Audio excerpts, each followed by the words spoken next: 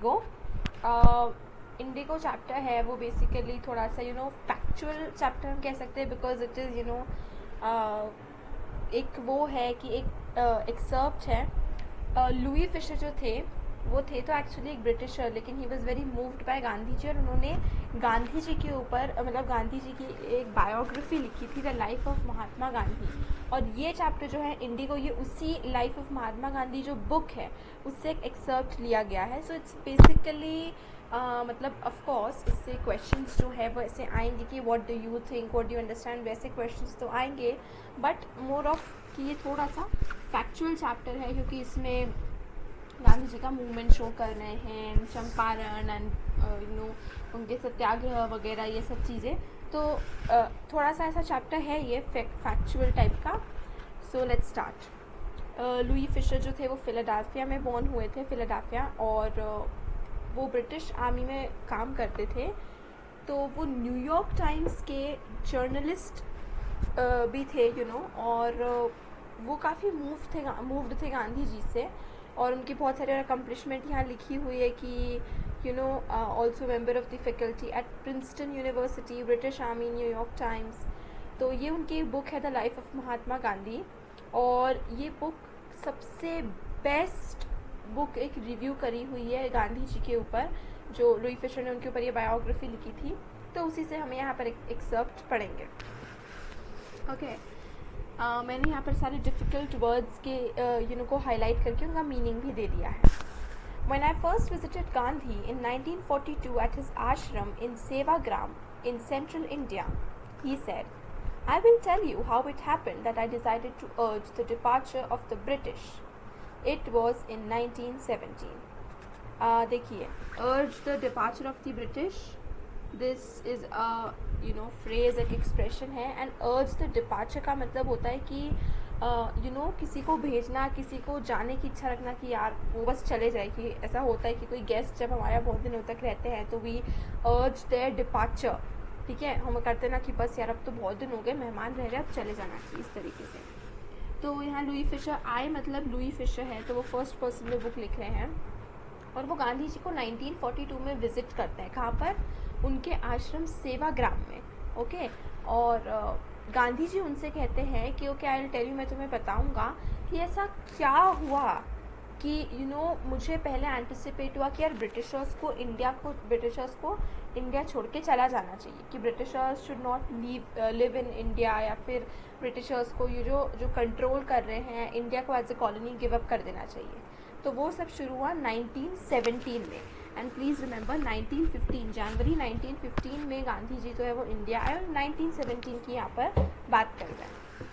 He had gone to the December 1916 annual convention of the Indian National Congress Party in Lucknow. There were 2,301 delegates and many visitors. तो बात हो रही कि अब ये probably उनका सबसे फर्स्ट कन्वेंशन था कांग्रेस का इंडिया में, गांधी जी यहाँ पर विजिट करे थे। I am not very sure, but I am taking guess कि I think this was there very first Gandhi ji का। तो वो दिसंबर 1916 में लखनऊ में इंडियन नेशनल कांग्रेस का कन्वेंशन हुआ था, मतलब एक मीट हुई थी लखनऊ में। ओके जो उस वक्त की INC पार्टी थी, कांग्रेस पार्टी थी, और वो इतने मेजर उस पर हुई थी कि अप्रॉक्सीमेटली मतलब देवर लाइक 2,000 एंड मोर डेलीगेट्स वहाँ पे पार्टी के प्रेजेंट थे, और बहुत सारे विजिटर्स भी आए थे। सो it was happening on a very large and massive scale. During the proceedings, Gandhi recounted, a peasant came up to me looking like any other peasant in India, poor and emaciated, and said, I am Rajkumar Shukla. I am from Champaran and I want you to come to my district. तो अब गांधी जी बोलते कि जैसे वो convention meet जो है वो चल रहा था, एवरीथिंग वाज हैपनिंग, और वहाँ पे मुझसे मिलने के लिए एक पेजेंट यानी एक फार्मर, तो एक किसान आते हैं मुझसे मिलने के लिए, और वो उनको ऐसे डिस्क्राइब करते कि यार वो बाकी सभी किसानों जैसे दिख रहे थे, जैसे इंडिया में जितने किसान हैं आपको सब एक जैसे देखेंगे मिलेंगे, तो वो भी इसी तरीके से दिख रहे थे। पुअर एंड इमेसिएटेड मतलब बहुत ही दुबले पतले से, क्योंकि किसानों को बहुत मेहनत करनी पड़ती थी उस टाइम पे, तो बहुत ही ज़्यादा खाने पीने को बहुत कम मिल पाता था, वो उनका सर्वाइवल बहुत मुश्किल था। जो थोड़े से पुअर पेजेंट्स थे उनका सर्वाइवल तो बहुत मुश्किल था। तो वो ये बोलते हैं कि बाकी सारे पेजेंट्स की जैसे कंडीशन थी इस वक्त इंडिया में, उसी तरीके से राजकुमार शुक्ला, वो मुझसे आके कहते हैं कि मैं राजकुमार शुक्ला हूँ, मैं चंपारण से हूँ। चंपारण कहाँ पर है? बिहार में। और राजकुमार शुक्ला जो है वो गांधी जी से कहते हैं कि मैं चाहता हूँ आप मेरे साथ मेरे गाँव चले, मेरे नगर चले, डिस्ट्रिक्ट चले। तो ये गांधी जी बता रहे कि कैसे ये सब शुरू हुआ, ऐसे कैसे शुरू हुआ कि उनको ये चीज़ लगी कि अब ब्रिटिशर्स को इंडिया में अपना रूल छोड़ देना चाहिए और ब्रिटिशर्स को इंडियंस को ब्रिटिशर्स से इंडिपेंडेंस मिलना चाहिए। तो वो सबसे पहले शुरू हुआ लखनऊ में, जहाँ पर राजकुमार शुक्ला नाम की एक पुअर पेजेंट फार्मर या किसान जो है वो उनको अप्रोच करते हैं और कहते हैं कि मैं चाहता हूँ, मैं चंपारण से, मैं चाहता हूँ कि आप मेरे साथ चलिए। Gandhi had never heard of the place. It was in the foothills of the towering Himalayas near the kingdom of Nepal. तो गांधी जी ने चंपारण का कभी नाम ही नहीं सुना था, कभी उनको कुछ पता नहीं था कि ये कौन सी जगह पर है। और वो बताते हैं, मतलब इसमें बताते हैं कि वो कहाँ पर था, हिमालयाज़ के फुटहिल्स में, मतलब बिल्कुल अगर हम प्रेजेंट में देखें जो नेपाल की जिस थोड़ा सा नीचे मतलब कि बिल्कुल बॉर्डर पे थोड़ा सा बॉर्डर की तरफ पड़ते हुए जब हम जाते हैं इंडिया में, तो उस टाइप वहाँ पर है ये district Champaran. Under an ancient arrangement, the Champaran peasants were sharecroppers. Rajkumar Shukla was one of them. He was illiterate but resolute. He had come to the Congress session to complain about the injustice of the landlord system in Bihar, and somebody had probably said speak to Gandhi. तो चंपारण में जो था, क्योंकि अभी थोड़ा सा rural district type area था, बहुत ज़्यादा डेवलप्ड या अर्बन या ऐसा एरिया नहीं था, एंड प्लस ये जो पेजेंट्स भी थे वो मोस्टली इलिटरेट थे और पुराना ट्रेडिशनल सिस्टम फॉलो कर रहे थे, तो वो लोग शेयर क्रॉपर्स थे। शेयर क्रॉपर्स का मतलब ये होता है कि वो लैंड उनकी नहीं होती, क्योंकि ये लैंडलेस होते हैं। अब किसान है तो कहाँ पर तो काम कहीं पर करना ही है ना, तो ये लोग क्या करते हैं कि लैंड जो है वो, जैसे कि जो बड़े लैंडलॉर्ड्स होते हैं जिनके पास बहुत बड़ी बड़ी ज़मीनें होती है, ज़रूरी नहीं किसान ही, और भी लोग होते हैं, वो क्या करते हैं अपना लैंड रेंट पे दे देते हैं इन पुअर या फिर लैंडलेस पेजेंट्स को, और वो लोग क्या करते हैं फिर पूरा लैंड अपने हिसाब से कल्टिवेट करते हैं, और उसका जो रेंट है, शेयर है, जो भी उनका अरेंजमेंट होता है कि हम इतना आपको पे करेंगे या इतना आपको उसके लिए देंगे कि आप हमें आप रेंट करने के लिए दे रहे हो। तो ये इस टाइप का एक शेयर क्रॉपर एग्रीमेंट जो था वो पेजेंट्स का चल रहा था। तो राजकुमार शुक्ला भी एक ऐसे शेयर क्रॉपर थे। वो इलिटरेट थे, उन्हें बहुत कुछ पता नहीं था, एजुकेटेड नहीं थे बहुत ज़्यादा, लेकिन वो डिटर्मिन्ड थे। और क्यों डिटर्मिन्ड थे? वो कांग्रेस सेशन जो लखनऊ में हुआ था वहाँ पर इसीलिए आए थे क्योंकि ये जो लैंडलॉर्ड सिस्टम चले आ रहा था इसमें बहुत इनजस्टिस हो रहा था। क्यों हो रहा था? देखिए क्या क्या होता था कि जो लैंडलॉर्ड्स होते थे वो एक तो ज़्यादा रेंट्स उनसे डिमांड करते थे, रेवेन्यूज़ उनसे डिमांड करते थे, और फिक्स मतलब बिल्कुल कि आपको देना ही है। एंड प्लस ऐसा भी मतलब उनके पास श्योरिटी ऑफ लैंड भी नहीं होती थी। आज रेंट पे दे दिया, कल अगर लैंडलॉर्ड को लगा कि उनसे लेना है तो कोई अग्रीमेंट में कोई जस्टिस नहीं है, और उनसे बस ऐसे ही लैंड ले लिया जाता था कभी कहीं भी ऐसे ही। ओके, कोई वो ही नहीं था ऑफिशियल, मतलब वो नहीं था, अरेंजमेंट नहीं था कि इतने साल तक, और था भी अगर कि चलो हम 3 साल के लिए आपका लैंड रेंट पे लेंगे, और अगर लैंडलॉर्ड की मर्जी हुई तो पता चला 6 महीने में उसने लैंड ले लिया। तो बहुत इनजस्टिस हो रहा था उस सिस्टम में, और इसी चीज़ की कंप्लेन करने के लिए राजकुमार शुक्ला जो है वो लखनऊ के सेशन में, कांग्रेस सेशन में आए थे, और यहाँ पे किसी ने उनको कहा कि यार आप गांधी जी से बात करिए, स्पीक टू गांधी, आप गांधी से बात करिए, वो शायद आपको इस चीज़ में हेल्प करेंगे। तो राजकुमार शुक्ला जो है वो आके गांधी को ये सब बताते हैं। Gandhi told Shukla he had an appointment in Kanpur and was also committed to go to other parts of India. अब देखिए गांधी जी के जो मेंटोर थे गोपाल कृष्ण गोखले, जब गांधी जी इंडिया आए थे तब उन्होंने उनको सजेस्ट किया था कि आप जब 1893 में इंडिया छोड़ के गए थे साउथ अफ्रीका पढ़ने के लिए, तब का इंडिया एंड अभी का इंडिया इज़ वेरी चेंज्ड। तो आई सजेस्ट कि आप इस पूरे लैंडस्केप का एक अच्छा टूर कीजिए, इसके पास में जानिए क्या है, कैसा है, क्या कंडीशन है, क्या सिचुएशन है इंडियंस की, and then you will be able to lead them properly. तो गांधी जी जो थे वो उस टाइम पे ऐसे टूर कर रहे थे पूरे इंडिया का, जगह जगह जा रहे थे, लोगों की कंडीशन को मैप कर रहे थे। तो गांधी जी कहते हैं कि उनका कानपुर में एक अपॉइंटमेंट है, and Kanpur is Kanpur today. ये ब्रिटिशर्स जो है वो कानपुर इस तरीके से बोलते थे, तो that's why Kanpur is written here. Louis Fischer भी एक ब्रिटिशर थे। तो गांधी जी उनको कहते हैं राजकुमार शुक्ला क्योंकि मुझे कानपुर जाना है, मेरी एक इंपॉर्टेंट मीटिंग है, और उसके बाद उन्हें इंडिया के अलग अलग और बाकी पार्ट्स में भी जाना है। Shukla accompanied him everywhere. तो पहले तो गांधी जी थोड़ा रिलक्टेंट थे, हेजिटेंट थे, वो इस मतलब इतना हेल्प करने में वो नहीं थे, तो शुक्ला उनके साथ हर जगह जाते, ठीक है।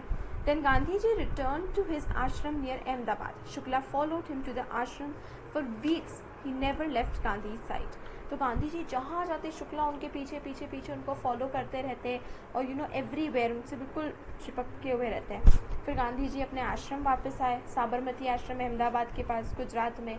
तो शुक्ला जी मतलब राजकुमार शुक्ला फॉलो करते हुए उन्हें आश्रम तक पहुंच गए और बहुत वीक्स मतलब 1 हफ्ते 2 हफ्ते 3 हफ्ते तक वो बस उनको फॉलो करते रहे और वो गांधी जी से हटे ही नहीं पीछे। जहाँ गांधी जी जाते वो उनके पीछे पीछे चले जाते। फिक्स डेट ही बेग। तो गांधी जी थोड़ा सा थे, हेजिटेंट थे, रिलक्टेंट थे पहले उनकी हेल्प करने के लिए, तो वो उनके पीछे पीछे मतलब पीछे पड़ गए कि आपको हेल्प करनी पड़ेगी। तो वो बार बार बोलते कि आप एक तारीख तय कर लो, एक डेट फिक्स कर लो कि आपको मेरी बात सुननी पड़ेगी, मेरी हेल्प करनी पड़ेगी, आप एक बार एक फिक्स डेट फिक्स कर लो।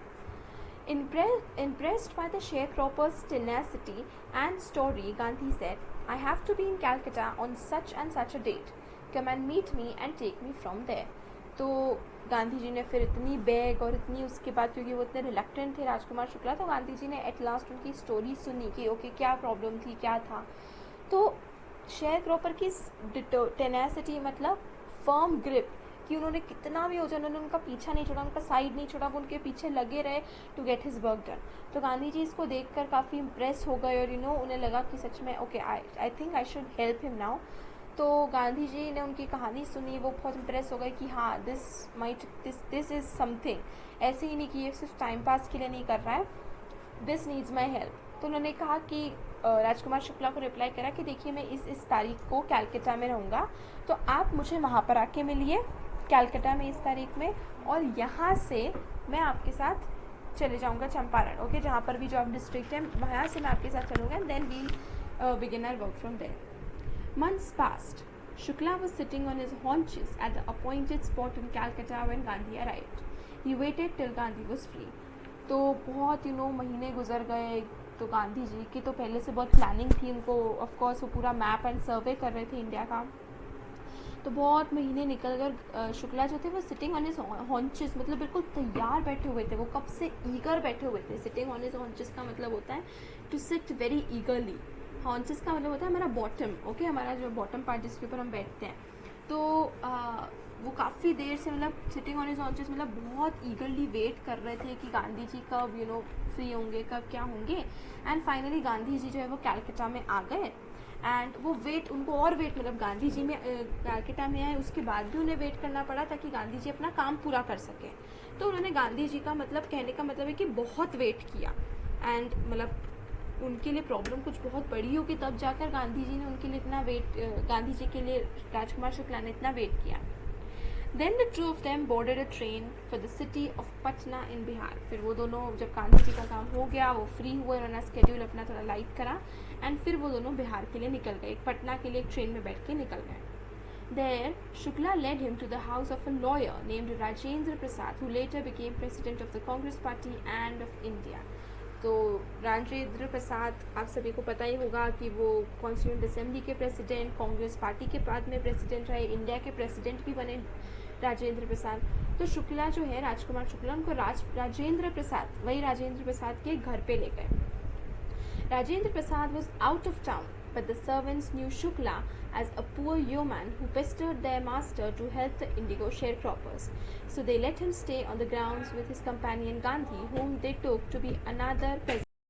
तो राजेंद्र प्रसाद होते हैं वो आउट ऑफ टाउन होते हैं, लेकिन राजेंद्र प्रसाद के जो सर्वेंट्स जो वर्कर्स काम करते हैं ना, वो शुक्ला को पहचानते थे। वो शुक्ला को कैसे पहचानते थे कि यार एक पुअर ह्यूमैन मतलब एक पेजेंट, ठीक है, जो फार्मर होता है। तो ये एक गरीब किसान है जो उनके who pester their master to help indigo sharecroppers, मतलब वो जो है वो कॉन्स्टेंटली राजेंद्र प्रसाद जी को परेशान करते रहते कि प्लीज़ आप हेल्प कर दीजिए, मनी हेल्प कर दीजिए। तो उनका घर में आना जाता शुक्ला का आना जाना रहता ही था। तो उनके सर्वेंट्स जो थे वो शुक्ला को जानने लगे थे कि हाँ यार इसकी ये प्रॉब्लम है, और ये अपनी प्रॉब्लम लेके हमेशा राजेंद्र प्रसाद के पास आते थे। So they let him stay on the grounds with his companion Gandhi, whom they took to be another peasant. तो वो सर्वेंट जो थे उन्होंने शुक्ला को रहने दिया कि ठीक है आप रह सकते, क्योंकि वो जानते थे। और उनके साथ शुक्ला के साथ जो गांधी जी आए थे ना, उनको भी उन्होंने रहने दिया, क्योंकि सर्वेंट्स को ऐसा लगा कि यार ये जो गांधी जी ये भी एक दूसरे किसान है, ठीक है। तो मतलब और गांधी जी का स्टाइल भी ऐसा था, वो ड्रेसअप भी इसी तरीके से करते थे, धोती वगैरह, सिंपल थे भी, थोड़े से लीन दुबले पतले से। तो सर्वेंट्स को यही लगा कि गांधी जी भी एक दूसरे प्रेजेंट है, तो वो उन्होंने उनको रुकने दिया। But Gandhi was not permitted to draw water from the well lest some drops from his bucket pollute the entire source. How did they know that he was not an untouchable? लेकिन देखिए उस टाइम पे untouchable की problem थी, जो छुआछूत की जो प्रॉब्लम थी कि यार आप लोअर क्लास से हो, you can not touch, you can not do this and that. तो गांधी जी को, क्योंकि वो लोग सर्वेंट्स जानते थे ही थे कि एक्चुअल में गांधी जी कौन थे, कि उनकी रियल आइडेंटिटी क्या थी, तो उन्होंने गांधी जी को कुएं से पानी नहीं निकालने दिया, क्योंकि उन्हें मतलब उस टाइम पे यही मानते थे कि क्या मतलब अगर उनकी बकेट में से 2-4 बूंदे गिर के अगर कुएं में गिर गई तो पूरा पानी जो है वो पल्यूटेड हो जाएगा, पूरा पानी जो है वो गंदा और अपवित्र हो जाएगा। ओके, पवित्र अपवित्र हो जाएगा। तो उनको पता नहीं था कि अनटचेबल है नहीं, तो इस वजह से गांधी जी को इस चीज की परमिशन नहीं दी गई कि वो कुएं से पानी निकाल सके। Gandhi decided to go first to Muzaffarpur, which was en route to Champaran, to obtain more complete information about conditions than Shukla was capable of imparting. तो गांधी जी ने पहले यही सोचा कि यार चंपारण जाने के रास्ते में एक मुजफ्फरपुर छोटा गांव जो था उस टाइम पर, तो मुजफ्फर पड़ता है, तो वो यही गांधी जी ने डिसाइड किया था कि वहाँ पर हम मुजफ्फरपुर जाएंगे, ताकि वो फील्ड में रह के मतलब प्रैक्टिकली देख सके कि उनकी कंडीशंस क्या है। क्योंकि शुक्ला बोल रहे थे लेकिन वो जितना बता पा रहे थे वो लिमिटेड इन्फॉर्मेशन थी ना, तो गांधी जी को खुद से फर्स्ट हैंड एक्सपीरियंस भी चाहिए था, उनको देखना था कि क्या रियल प्रॉब्लम्स क्या थी, क्योंकि वो शुक्ला की तरफ से ही सुन रहे थे, तो वो एक वन साइडेड आर्ग्यूमेंट था। तो वो उन्होंने सोचा कि मुजफ्फरपुर जाएंगे। He accordingly sent a telegram to Professor J.B. Kriplani of the Arts College in Muzaffarpur, whom he had seen at Tagore Shanti Niketan School. तो J.B. कृपलानी जो थे वो रविंद्रनाथ टैगोर के अक्वेंटेंस थे, फ्रेंड थे, और वो रविंद्रनाथ टैगोर ने जो स्कूल एस्टैब्लिश किया था शांति निकेतन, जो विश्व भारती का ही एक वो है आर्ट्स डिपार्टमेंट, मतलब आर्ट्स कॉलेज है विश्व भारती यूनिवर्सिटी में। तो वहाँ पर आर्ट्स कॉलेज में जेबी कृपलानी जो है वो काम करते थे। तो गांधी जी ने, क्योंकि वो मुजफ्फरपुर में था आर्ट्स कॉलेज, तो जेबी कृपलानी ने गांधी जी ने जेबी कृपलानी को एक लेटर भेजा, जो कि मुजफ्फरपुर में आर्ट्स कॉलेज में काम करते थे, और गांधी जी उनसे रविंद्रनाथ टैगोर की शांति निकेतन में, जो विश्व भारती यूनिवर्सिटी उसका आर्ट्स कॉलेज जो है शांति निकेतन, वहाँ पे उनसे मीट हुई थी। The train arrived at midnight, 15 April 1917. Kriplani was waiting at the station with a large body of students. Gandhi stayed there for 2 days in the home of Professor Malkani, a teacher in a government school. तो जब train Muzaffarpur पहुंची, वो रात को तकरीबन 12 बजे 15 अप्रैल को 1917 में मिडनाइट के टाइम पे ट्रेन पहुंची, और उस टाइम पर भी जेबी कृपलानी जो थे वो उनका वेट कर रहे थे स्टेशन पे गांधी जी का, और उनके साथ और भी बहुत सारे स्टूडेंट्स थे जो गांधी जी को रिसीव करने के लिए आए थे। तो गांधी जी जो है वो एक प्रोफेसर मालकानी, जो कि एक और गवर्नमेंट स्कूल में टीचर थे, उनके घर पे वो लोग 2 दिन के लिए वहाँ पे मुजफ्फरपुर में रुके। It was an extraordinary thing in those days, Gandhi commented, for a government professor to harbor a man like me.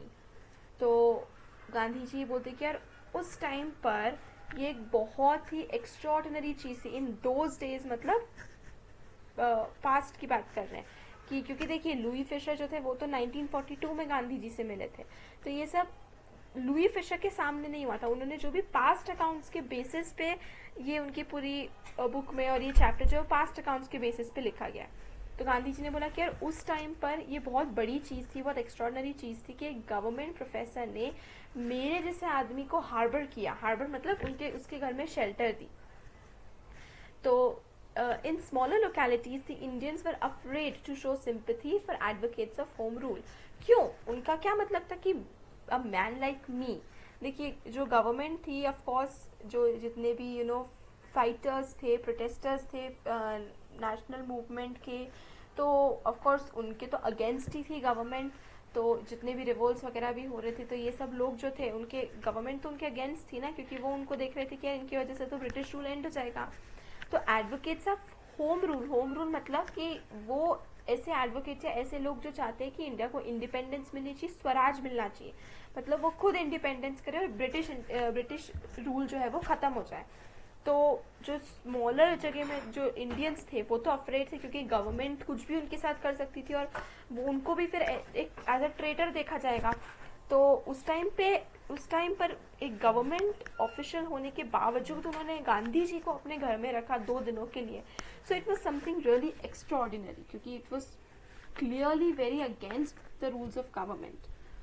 The news of Gandhi's advent and of the nature of his mission spread quickly through Muzaffarpur and to Champaran.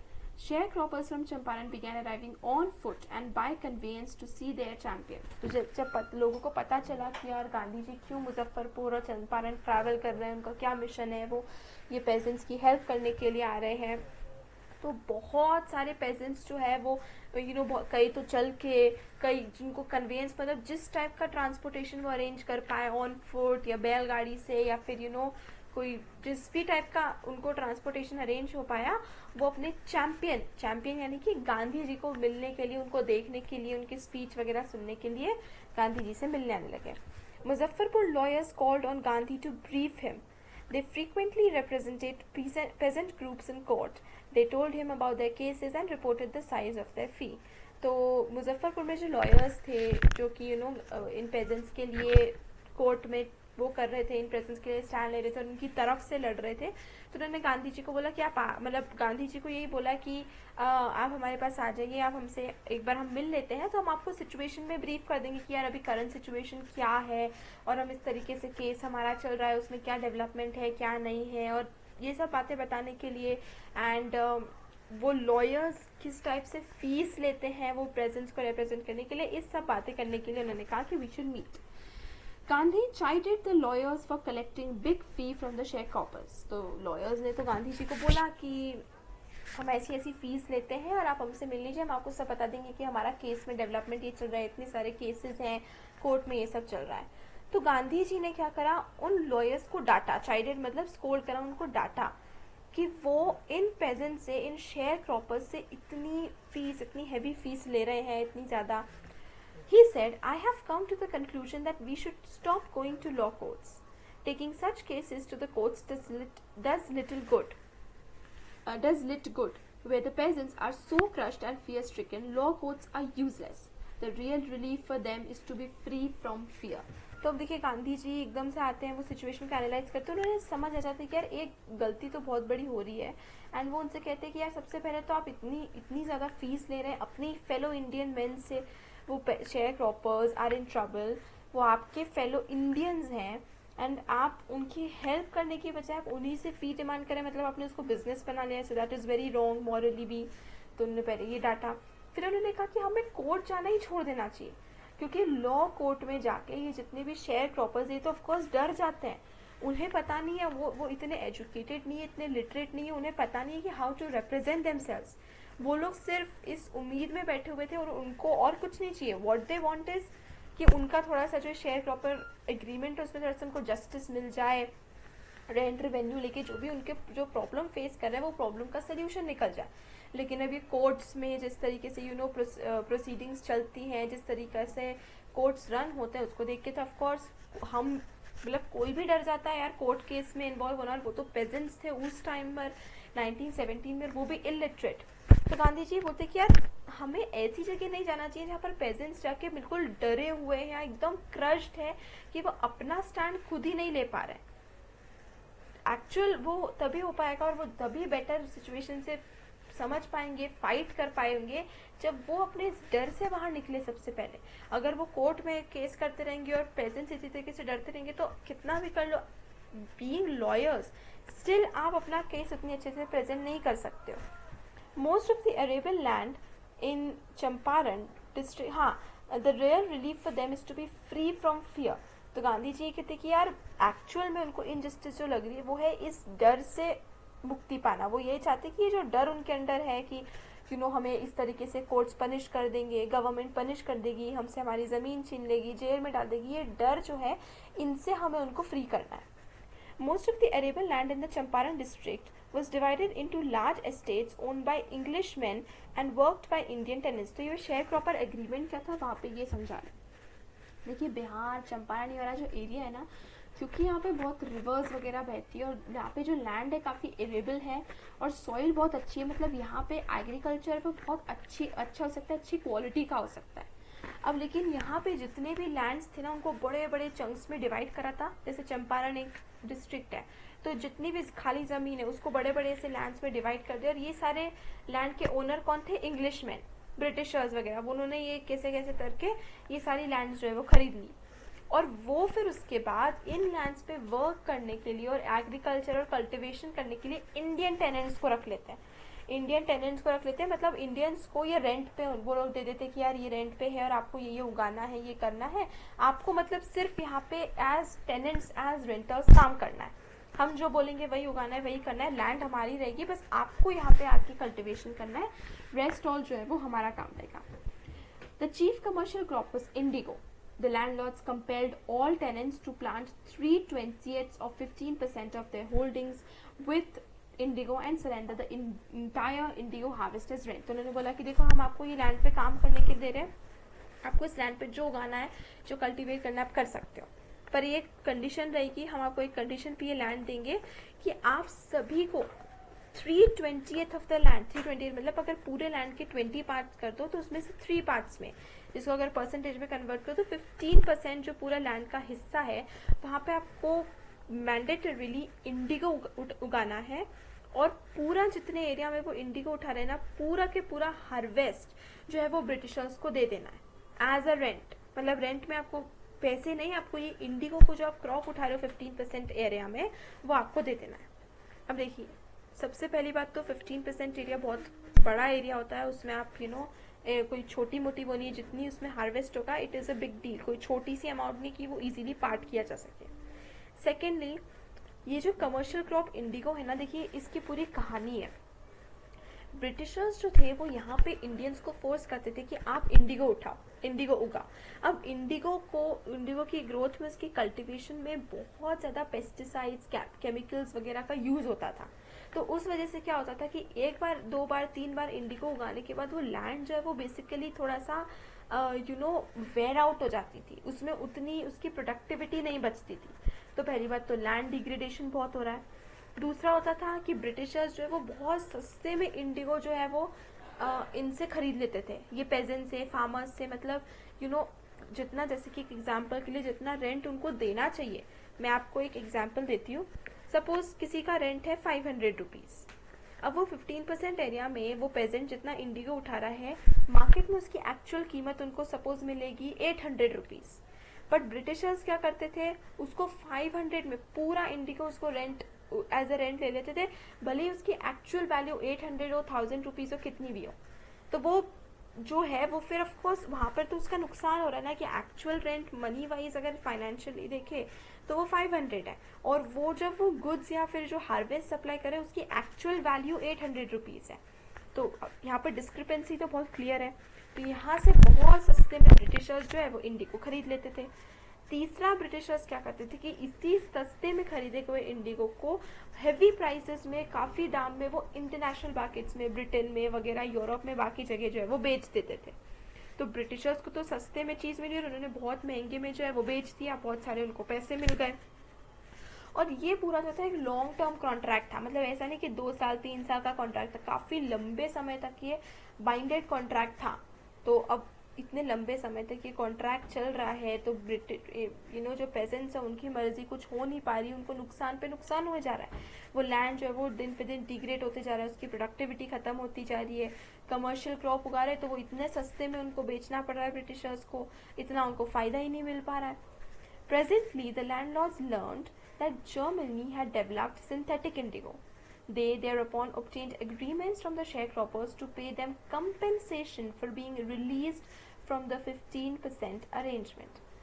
अब ये जो English man है जिनकी ज़मीन थी, अब उन्हें ये नया डेवलपमेंट पता चलता है कि जर्मनी जो है वो सिंथेटिक इंडिगो को डेवलप कर रहा है. मतलब अब जो है इंडिगो, जैसे इंटरनेशनल मार्केट्स में जब इंडिगो बाकी नेशंस, बाकी ग्रुप्स खरीदेंगे, तो जर्मनी जो इंडिगो बेच रहा है उसकी कीमत अब ब्रिटिशर्स जो सप्लाई करेंगे उससे भी बहुत कम हो जाएगी, क्योंकि वो सिंथेटिक इंडिगो है, machine made, factory made Indigo है, तो उसकी जो प्राइस है, कॉस्ट है, वो तो बहुत लो हो जाएगी। तो अब ये वाला इंडिगो जो है वो कोई खरीदेगा नहीं ब्रिटिशर्स का। तो वो क्विकली क्या चेंज करते हैं, क्या वो शेयर क्रॉपर्स को बोलते हैं कि यार ये हम आपको जितना रेंट में जैसे दे रहे थे इंडिगो वगैरह, अब आपको ये करना पड़ेगा कि आप इंडिगो हमें देने की बजाय, उसकी बजाय you know to pay them compensation for being released from the 15% arrangement। तो अब ब्रिटिशर्स उनको बोल रहे हैं कि ये जो 15% का हमारा अरेंजमेंट है कि आपको 15% लैंड के ऊपर इंडिगो ग्रो करना है, वो हमें एज रेंट देना है, उस कॉन्ट्रैक्ट से अगर आपको फ्रीडम चाहिए, उस कॉन्ट्रैक्ट को अगर आपको ख़त्म करना है, वो एग्रीमेंट को, तो आपको उसके लिए हमें पैसे पे करने पड़ेंगे, कंपेंसेशन पे करना पड़ेगा, तब जाके आप इस 15% अरेंजमेंट से फ्री हो सकते हो। ठीक है, तो the sharecropping arrangement was irksome to the peasants and many signed willingly. तो देखो, सबसे पहले ही वो शेयर क्रॉपिंग का जो अरेंजमेंट था, इंडिगो लैंड पे होगा और ये सब, ये पहले पेजेंट्स को पसंद नहीं आ रहा था, क्योंकि इससे तो उनका ही नुकसान हुए जा रहा था, उनकी लैंड का भी, उनका मनी का भी, पैसे वगैरह में। तो वो ये irksome मतलब annoying, पहले ही उनको इरिटेटिंग लगता था, वो लगता था। तो बहुत सारे जो पेजेंट्स थे उन्होंने तो बिल्कुल साइन कर दिया एक ही बार में, विलिंगली, उनके ऊपर कोई प्रेशर वगैरह कोई ज़रूरत ही नहीं पड़ी, क्योंकि वो खुद ही इतने परेशान थे। Those who resisted engaged lawyers, the landlords hired thugs. Meanwhile, the information about synthetic indigo reached the illiterate peasants who had signed, and they wanted their money back. तो अब जो पेजेंट्स ने मना करा कि नहीं नहीं, हमको तो ये अरेंजमेंट कंटिन्यू रखना है, हमको इस तरीके से करना है, जो भी, हम आपको ऐसे पैसे नहीं देंगे, कि ये गलत है कि आप हमसे इस तरीके से कंपेंसेशन में पैसे नहीं ले सकते, कि आपको अगर इस अग्रीमेंट से रिलीज होना है कि ये 15% उगाना बंद करो, तो आप हमसे एक्स्ट्रा पैसे, इस तरीके से ये धोखाधड़ी होती है। तो बहुत सारे पेजेंट्स जो है वो मना करा, तो अब उन्होंने मना करा तो भाई केसेस वगैरह ये सब हुए, तो उनको लॉयर्स करने पड़े, लॉयर्स, ये कोर्ट कचहरी के बिजनेस में एंगेज होना पड़ा। और उधर से जो लैंडलॉर्ड्स थे उन्होंने थग्स मतलब गुंडे हायर कर लिए, जो कि अगर पेजेंट्स मान नहीं रहे तो जाके उनकी लैंड में उनको डिस्ट्रॉय करते थे, उनके क्रॉप्स को, उनको भी पीटते थे और उनका इतना डिस्ट्रक्शन कॉज करते थे। और उसके बाद हुआ ये कि जब इसकी इंफॉर्मेशन ये पेजेंट्स तक पहुंची, जिन्होंने पहले ही साइन कर लिया था, जब उनको इस बारे में पता चला कि यार ब्रिटिशर्स ने इस कारण से हमसे ये एग्रीमेंट कैंसिल करवाया है, क्योंकि अब जर्मनी सिंथेटिक इंडिगो प्रोड्यूस करवा रही थी, एंड अब ये सब रीज़न था, और अब उनका चलेगा नहीं, अब इंडिगो कोई खरीद नहीं पाएगा। तो अब ऑनेस्ट सी बात थी कि उनको अपने पैसे उन्हें ये लगा था कि दे वर बीइंग चीटेड अपॉन, कि ब्रिटिशर्स एक्चुअली उनसे इस अरेंजमेंट से फ्री नहीं कराना चाहते थे, उन्होंने अपना दूसरा मोटिव ढूंढा, उनको तो नुकसान होने वाला था, तो इस वजह से उन्होंने दूसरा तरीका ढूंढा और उनसे पैसे भी ले लिए और उनका काम भी निकल गया। मतलब अब वैसे भी इंटरनेशनल मार्केट में वो इंडिगो तो बेच नहीं पाते, तो उनको तो वैसे भी अब इंडिगो चाहिए नहीं थी, तो अब उन्होंने फोर्स किया। पहले उन्होंने ये कंडीशन रखी थी कि आपको 15% एरिया पे इंडिगो उगाना पड़ेगा। अब जब उन्हें पता चला कि उनके इंडिगो कोई काम का नहीं है, तो अब वो लोग इस तरीके से फंसाते हैं पेजेंट्स को कि आप हमें अब पे करो और इससे फ्री हो जाओ। तो वो ऐसा दिखाते कि गलती जो थी वो पेजेंट्स की कंडीशन थी कि हम इंडिगो उगाए और उससे फ्री होने के लिए उन्हीं को पैसे देना पड़ा, जबकि कंडीशन एक्चुअल में ब्रिटिशर्स की थी। तो अब जब बहुत सारे पेजेंट्स को ये पता चला कि इस तरीके से ब्रिटिशर्स ने उनको डिसीट किया है, तो उन्हें अपने पैसे वापस चाहिए थे कि आप गलत तरीके से हमसे ये पैसे ले रहे हो। At this point Gandhi arrived in Champaran. He began by trying to get the facts. At this point, Gandhi arrived in Champaran. He began by trying to get the facts.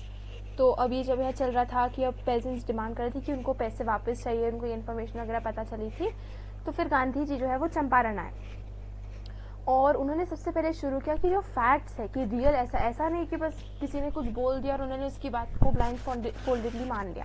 He started searching, वो पता करने लगे कि दोनों sides की क्या story है, क्या फैक्ट्स है, क्या सच में ऐसा इंजस्टिस हो रहा है। First he visited the secretary of the British landlords association.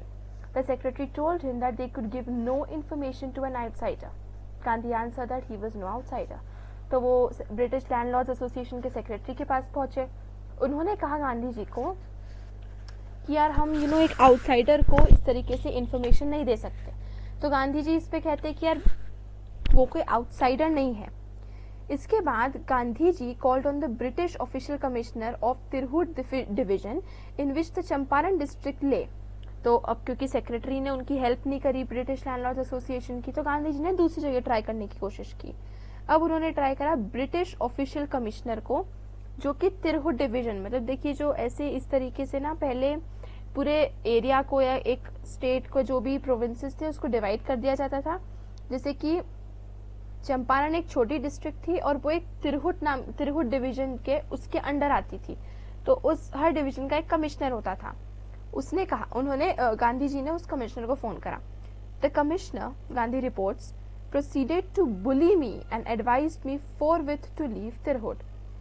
Britishers से जो कमिश्नर था उसने भी उनका साथ नहीं दिया, उसकी बात नहीं सुनी, और जैसे ही उनको गांधी जी ने कुछ बोला करा, तो वो कमिश्नर उनको बोलते हैं, उनको बुली करते हैं कि तुम चले जाओ वरना ऐसा करेंगे वैसा करेंगे, ऐसे इस तरीके से धमकी देते हैं। एंड वो उनको कहते हैं कि फोरविथ मतलब इमीडिएटली तिरहुत छोड़ के चले जाओ। वो ऐसा कहते हैं कि आप तिरहुत छोड़ के चले जाओ वरना उसका अंजाम अच्छा नहीं होगा और ये वो नहीं होगा। Gandhi did not leave. Instead he proceeded to Motihari, the capital of Champaran. Several lawyers accompanied him. At the railway station, a vast multitude greeted Gandhi.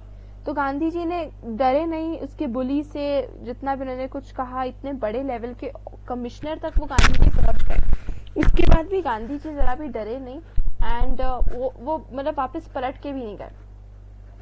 वो चंपारण की कैपिटल मोतीहारी जाते हैं और उनके साथ बहुत सारे लॉयर्स जो है वो उनको अकम्पनी करते हैं। रेलवे स्टेशन पे भी गांधी जी से मिलने बहुत सारे लोग आते हैं। He went to a house and, using it as headquarters, continued his investigations. A report came in that a peasant had been maltreated in a nearby village.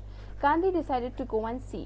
The next morning, he started out on the back of an elephant.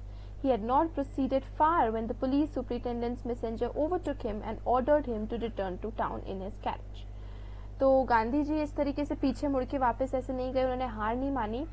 वो क्या करते हैं, मोतीहारी जाते हैं जो कि चंपारण की capital थी, और वहाँ पे कोई भी एक घर में किसी पेजेंट या किसी के घर में रुक जाते हैं और उसको अपना हेडक्वार्टर्स बना देते हैं। हेडक्वार्टर्स मतलब वहीं रह के और वहीं से वो अपना काम कंटिन्यू करते हैं और वो इन्वेस्टिगेट करते हैं कि क्या रियल स्टोरी है, किस तरीके से इसको करा जा सकता है एंड ऑल दैट। तभी थोड़े दिन बाद या थोड़े टाइम में एक रिपोर्ट आती है, मतलब एक ऐसी पता चलता है कि यार पास ही की एक गाँव में एक पेजेंट के साथ बहुत ही बुरी तरीके से ट्रीटमेंट किया गया है। ठीक है, उसको इसकी तरह से अच्छा ट्रीटमेंट नहीं किया। तो गांधी जी डिसाइड करते कि यार हमें जाकर देखना चाहिए कि रियल स्टोरी क्या है और उनके साथ क्या किया गया है। तो दूसरे दिन सुबह सुबह वो एक हाथी के ऊपर बैठ के उस गांव के लिए निकल जाते हैं, उस पेजेंट से पूछने के लिए कि क्या उसके साथ माल ट्रीटमेंट हुआ है और ये सब।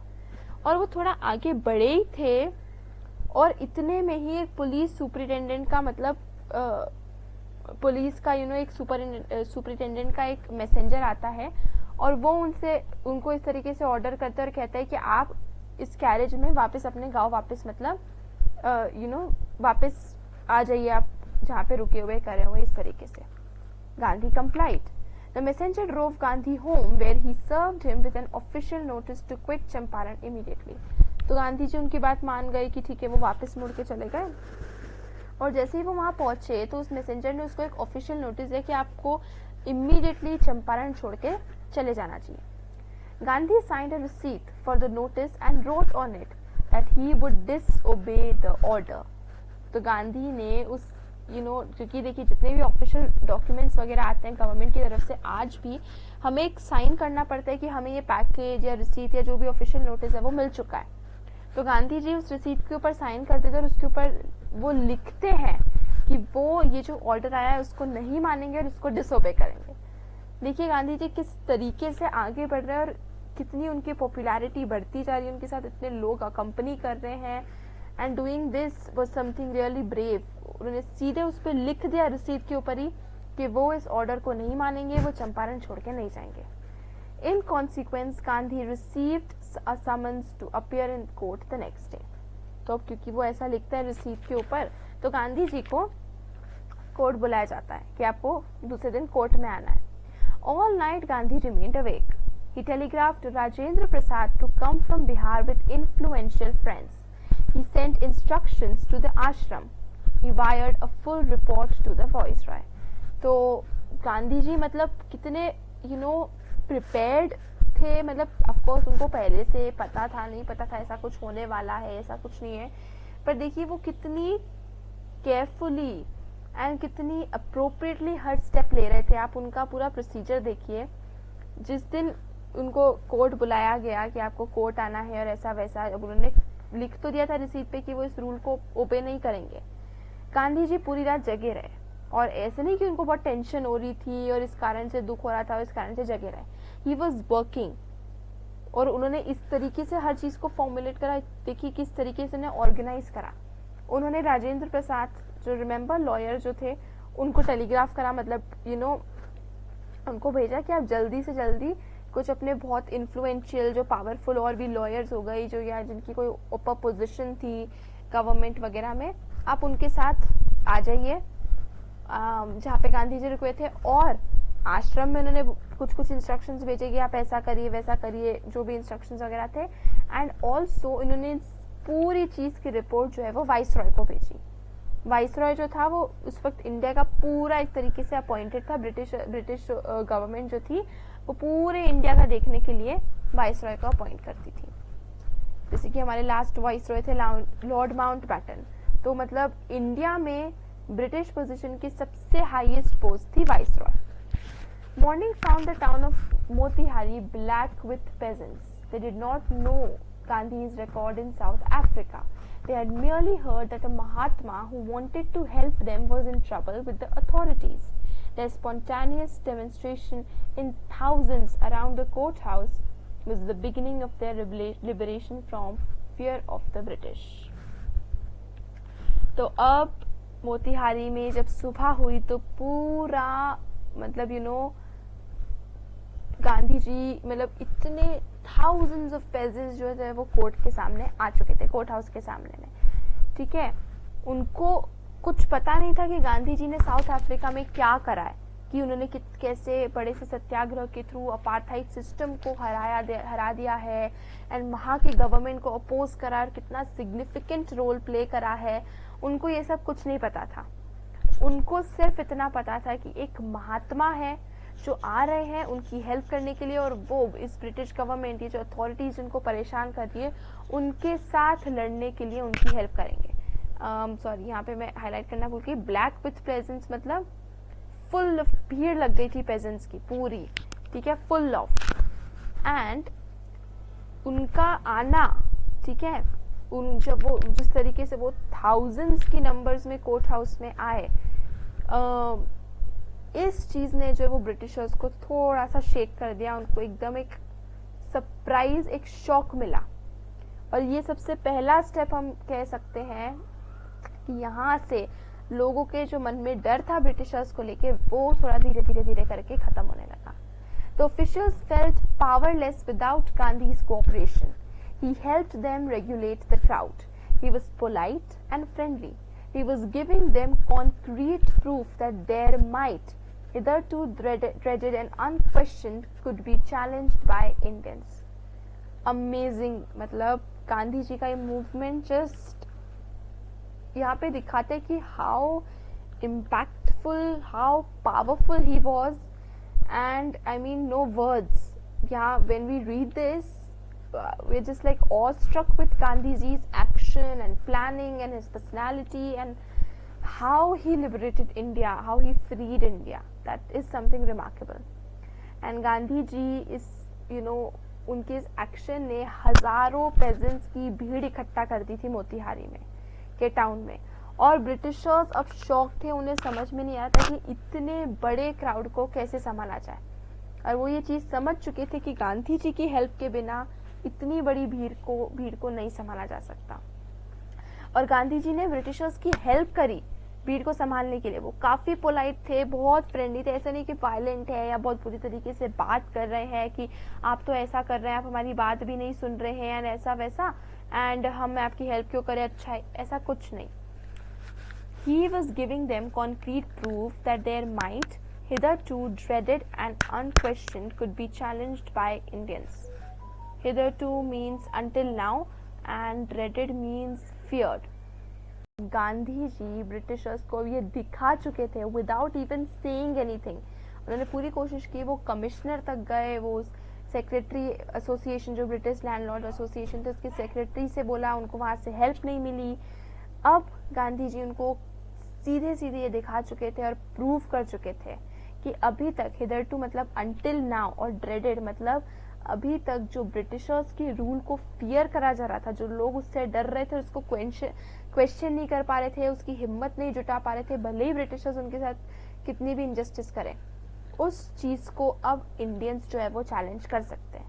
अब पॉसिबल है कि ब्रिटिश रूल इंडिया में खत्म हो जाए। ये चीज का प्रूफ जो है गांधी जी क्लियर कर चुके थे ब्रिटिशर्स के लिए। द गवर्नमेंट वाज बैफल्ड मतलब confused and shocked. The prosecutor requested the जज to postpone the trial. Apparently the authorities wished to consult their superiors. अब गांधी जी ने यहाँ पर एक लॉ तो तोड़ा था, उनको बोला गया था कि आप दूसरे दिन आपको कोर्ट में आना है और आपको चंपारण से इमीडिएटली निकल जाना है। गांधी जी ने नहीं सुना, उन्होंने इस लॉ को तोड़ा था, तो वो अब कोर्ट में जाकर खड़े हुए। अब जो प्रोसिक्यूटर था, यानी कि जो गांधी जी के अगेंस्ट प्रोसिक्यूट कर रहा था केस को, उनके अगेंस्ट बोल रहा था कि गांधी जी ने ये लॉ तोड़ा है, ऐसा करा है, वैसे करा है, उन्होंने जज से रिक्वेस्ट करा कि आप प्लीज इस ट्रायल को डिले कर दीजिए, क्योंकि इतनी भीड़ हो गई है, इतनी क्राउड हो गई है, मैनेज नहीं कर पा रहे, things have gotten out of hand, तो आप प्लीज इस चीज को पोस्टपोन कर दीजिए। Apparently the authorities wish to consult their superiors की अब उन्हें लग रहा था अब ब्रिटिशर्स जो है वो थोड़ा सा अब वो सोचने लगे थे, मतलब इसके पहले जो वो इग्नोर कर रहे थे गांधी जी को कि कुछ नहीं हो सकता, धमकी दे रहे थे कि चले जाओ ये वो, अब दे वर रीथिंकिंग देयर डिसीजन। और उन्होंने ये कहा कि यार जो अथॉरिटीज है वो चाह रहे कि अपने सुपीरियर से बात करें कि इस केस में क्या किया जाए क्या ना किया जाए, तो वो चाह रहे थे कि गांधी जी जो थे ये ट्रायल जो है उसको डिले कर दिया जाए। Gandhi ji protested against the delay. He read a statement pleading guilty. He was involved, he told the court, in a conflict of duties. On the one hand, not to set a bad example as a lawbreaker, on the other hand, to render the humanitarian and national service for which he had come. मतलब एक के बाद एक Gandhi ji was like throwing stones. इतने clearly Britishers के ऊपर वो अपना प्रेशर बनाते जा रहे थे without even lifting a finger. तो गांधी जी ने उसका जो ट्रायल पोस्टपोन हुआ था उस पोस्टपोन के लिए वो प्रोटेस्ट कर रहे थे कि ये पोस्टपोन नहीं होना चाहिए। एंड उन्होंने क्या करा, उन्होंने कोर्ट के सामने गिल्टी प्लीड कर दिया कि हाँ उनकी गलती है, वो लॉ तोड़ा है उन्होंने, उनको चंपारण छोड़ने के लिए कहा गया था, उन्होंने नहीं करा, तो ही केम आउट क्लीन, उन्होंने अपने आप को गिल्टी प्रूफ कर दिया कोर्ट के सामने, पहला। दूसरा, उन्होंने कोर्ट को ये कहा कि यार उनके लिए कॉन्फ्लिक्ट ऑफ ड्यूटी थी। क्या कॉन्फ्लिक्ट क्या था? एक जगह उनकी ड्यूटी ये थी कि वो लॉ ब्रेकर ना बने, कि वो अगर गवर्नमेंट यहाँ पर है, इस देश में रह रहे हैं, तो इसके देश के लॉ को ना तोड़े, जो अथॉरिटी है उसके साथ कंप्लाई करते हुए चले। दूसरी तरफ उनकी एक और ड्यूटी थी कि वो ह्यूमैनिटेरियन थे, उनको ह्यूमैनिटी को सेव करना था और इस देश के लिए अपनी सर्विस देना था। As a citizen of this country उनकी ये ड्यूटी थी कि वो अपने फेलो इंडियंस की भी हेल्प करे, इस कंट्री को फ्री करने में हेल्प करे, जिसके लिए वो इंडिया आए थे वापस साउथ अफ्रीका से। He disregarded the order to leave, not for want of respect for lawful authority, but in obedience to the higher law of our being, the voice of conscience। तो उन्होंने मतलब इस order को, मतलब चंपारण छोड़ने के इस ऑर्डर को उन्होंने इसीलिए नहीं माना, इसीलिए उसको डिसोबे कर लिया क्योंकि वो अथॉरिटी को मतलब कुछ नहीं करना चाहते थे कि लॉ है उसकी रिस्पेक्ट करो या ये करो वो करो, ऐसा कुछ नहीं, वो हायर लॉ के लिए ऐसा था, द लॉ ऑफ या द वॉइस ऑफ कंसाइंस। मतलब वो यही गांधी जी का यहाँ पर कहने का मतलब यही था कि यार जो ये लॉ, ये जो अथॉरिटी है, ये कोर्ट्स वगैरह जो है, वो एक ह्यूमन मेड इंस्टीट्यूशन है, लेकिन उससे भी ऊपर एक लॉ होता है और वो होता है हमारा खुद का, जो हमारे अंदर से आवाज आ रही है, इनर कंसाइंस है। तो वो है वो इनर कंसाइंस की, मतलब वो वॉइस ऑफ कंसाइंस, कॉन्शियंस की बात सुनने के लिए, और उन्होंने लॉ को तोड़ा। तो उन्होंने फिर जज से बोला कि आप प्लीज़ मुझे मेरी पेनल्टी बता दीजिए कि मुझे क्या पनिशमेंट देनी पड़ेगी. The magistrate announced that he would pronounce sentence after a 2-hour recess and asked Gandhi to furnish bail for this 120 minutes. Gandhi refused. The judge released him without bail. अब देखने की समझ रहे हो अब यहाँ पर हो क्या रहा है. बात ये हो रही है कि ब्रिटिशर्स जो है वो गांधी जी को जेल में डालने से अवॉइड करते जा रहे थे, क्योंकि जब ब्रिटिशर्स ने ये देखा कि यार सिर्फ उनको कोर्ट में समन करने के लिए इतनी हज़ारों पेजेंट्स की भीड़ लग गई है मोतीहारी डिस्ट्रिक्ट में, तो अगर गांधी जी को जेल भेज दिया देन उसके बाद क्या हाल होगा, वो गवर्नमेंट के आउट ऑफ कंट्रोल होगा. तो जो कोर्ट है वो बार बार उसको डिले करती जा रही थी कि कैसे तैसे गांधी जी को जेल ना भेजे ताकि इतना केओस ना हो, क्योंकि अब वो देख चुके थे कि गांधी जी के ऊपर अगर कुछ भी होता है तो फिर वो गवर्नमेंट के ऊपर भारी पड़ जाएगा. लेकिन गांधी जी क्योंकि एक उनका डिमीनर अलग था, तो वो बार बार पुश करते जा रहे थे कि यार मुझे बताओ क्या है. तो मैजिस्ट्रेट जो है वो बोलते हैं कि यार 2 घंटे का रिसेस है, आपको मैं उसके बाद सेंटेंस अनाउंस करूंगा. और वो 2 घंटे का रिसेस किस लिए होता है, ताकि गांधी जी बेल के लिए अरेंजमेंट कर पाए. मतलब 2 घंटे का टाइम काफी टाइम होता है, तो उन्होंने आराम से गांधी जी को टाइम देते कि अब इतने में अपनी बेल के लिए आप तैयारी कर लो. गांधी जी ने फिर मना कर दिया, और अब मना ही कर दिया. जब उनके पास रास्ता ही नहीं बचा, उन्होंने हर तरीका अपना लिया. उन्होंने मतलब पोस्टपोन कर दिया ट्रायल. गांधी जी वो नहीं माने, उन्होंने उल्टा अपना पूरा गिल्टी जो है वो प्लीड कर लिया, गिल्टी, और पूरी एक वो पढ़ लिया कि हाँ मैं गिल्टी हूँ, मेरी ये गलती है एंड ऑल दैट. उसके बाद उन्होंने 2 घंटे का रिसेस दिया बेल के लिए, गांधी जी ने उसके लिए मना कर दिया. तो अब जज ने जो है उसको विदाउट बेल रिलीज कर दिया गांधी जी को. When the court reconvened, the judge said he would not deliver the judgment for several days. Meanwhile, he allowed Gandhi to remain at liberty. मतलब ये जज क्या कर रहा है, उन्होंने जैसे ही वापस 2 घंटे के रिसेस के बाद वापस कोर्ट असेंबल हुआ, तो जज ने बोला कि बहुत दिनों तक अब मैं कोई सेंटेंस नहीं सुनाने वाला हूँ, और जब तक मैं कोई सेंटेंस नहीं सुनाता हूँ तो गांधी जी मतलब आप अपनी लिबर्टी पे, आपको जहाँ जाना है जैसे आना है आप रह सकते हैं.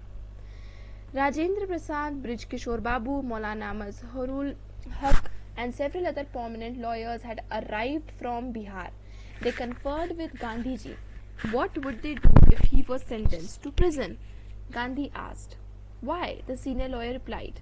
They had come to advise and help him. If he went to jail, there would be nobody to advise and they would go home.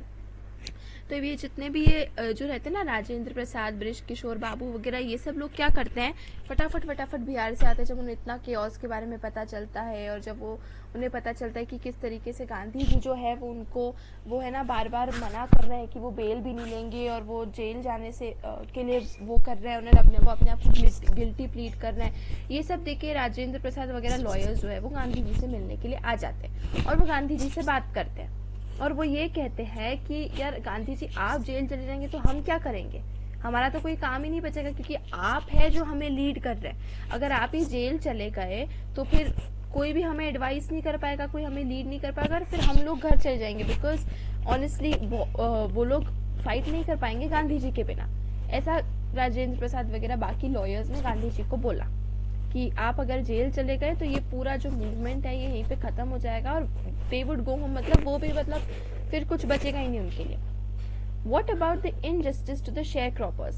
Gandhi demanded. तो अब ये लॉयर्स ने बोला कि नहीं आप जेल मत जाओ, आप चले गए तो हम तो सब घर चले जाएंगे, हमारा कुछ नहीं बचेगा एंड ऑल दैट. तो गांधी जी उनको कन्फ्रंट करते हुए बोलते हैं कि अगर आप लोग घर चले जाएंगे तो वो इनजस्टिस जो ये पुअर पेजेंट्स, जो ये शेयर क्रॉपर्स है उसका क्या, उसके लिए कौन फिर लड़ाई करेगा.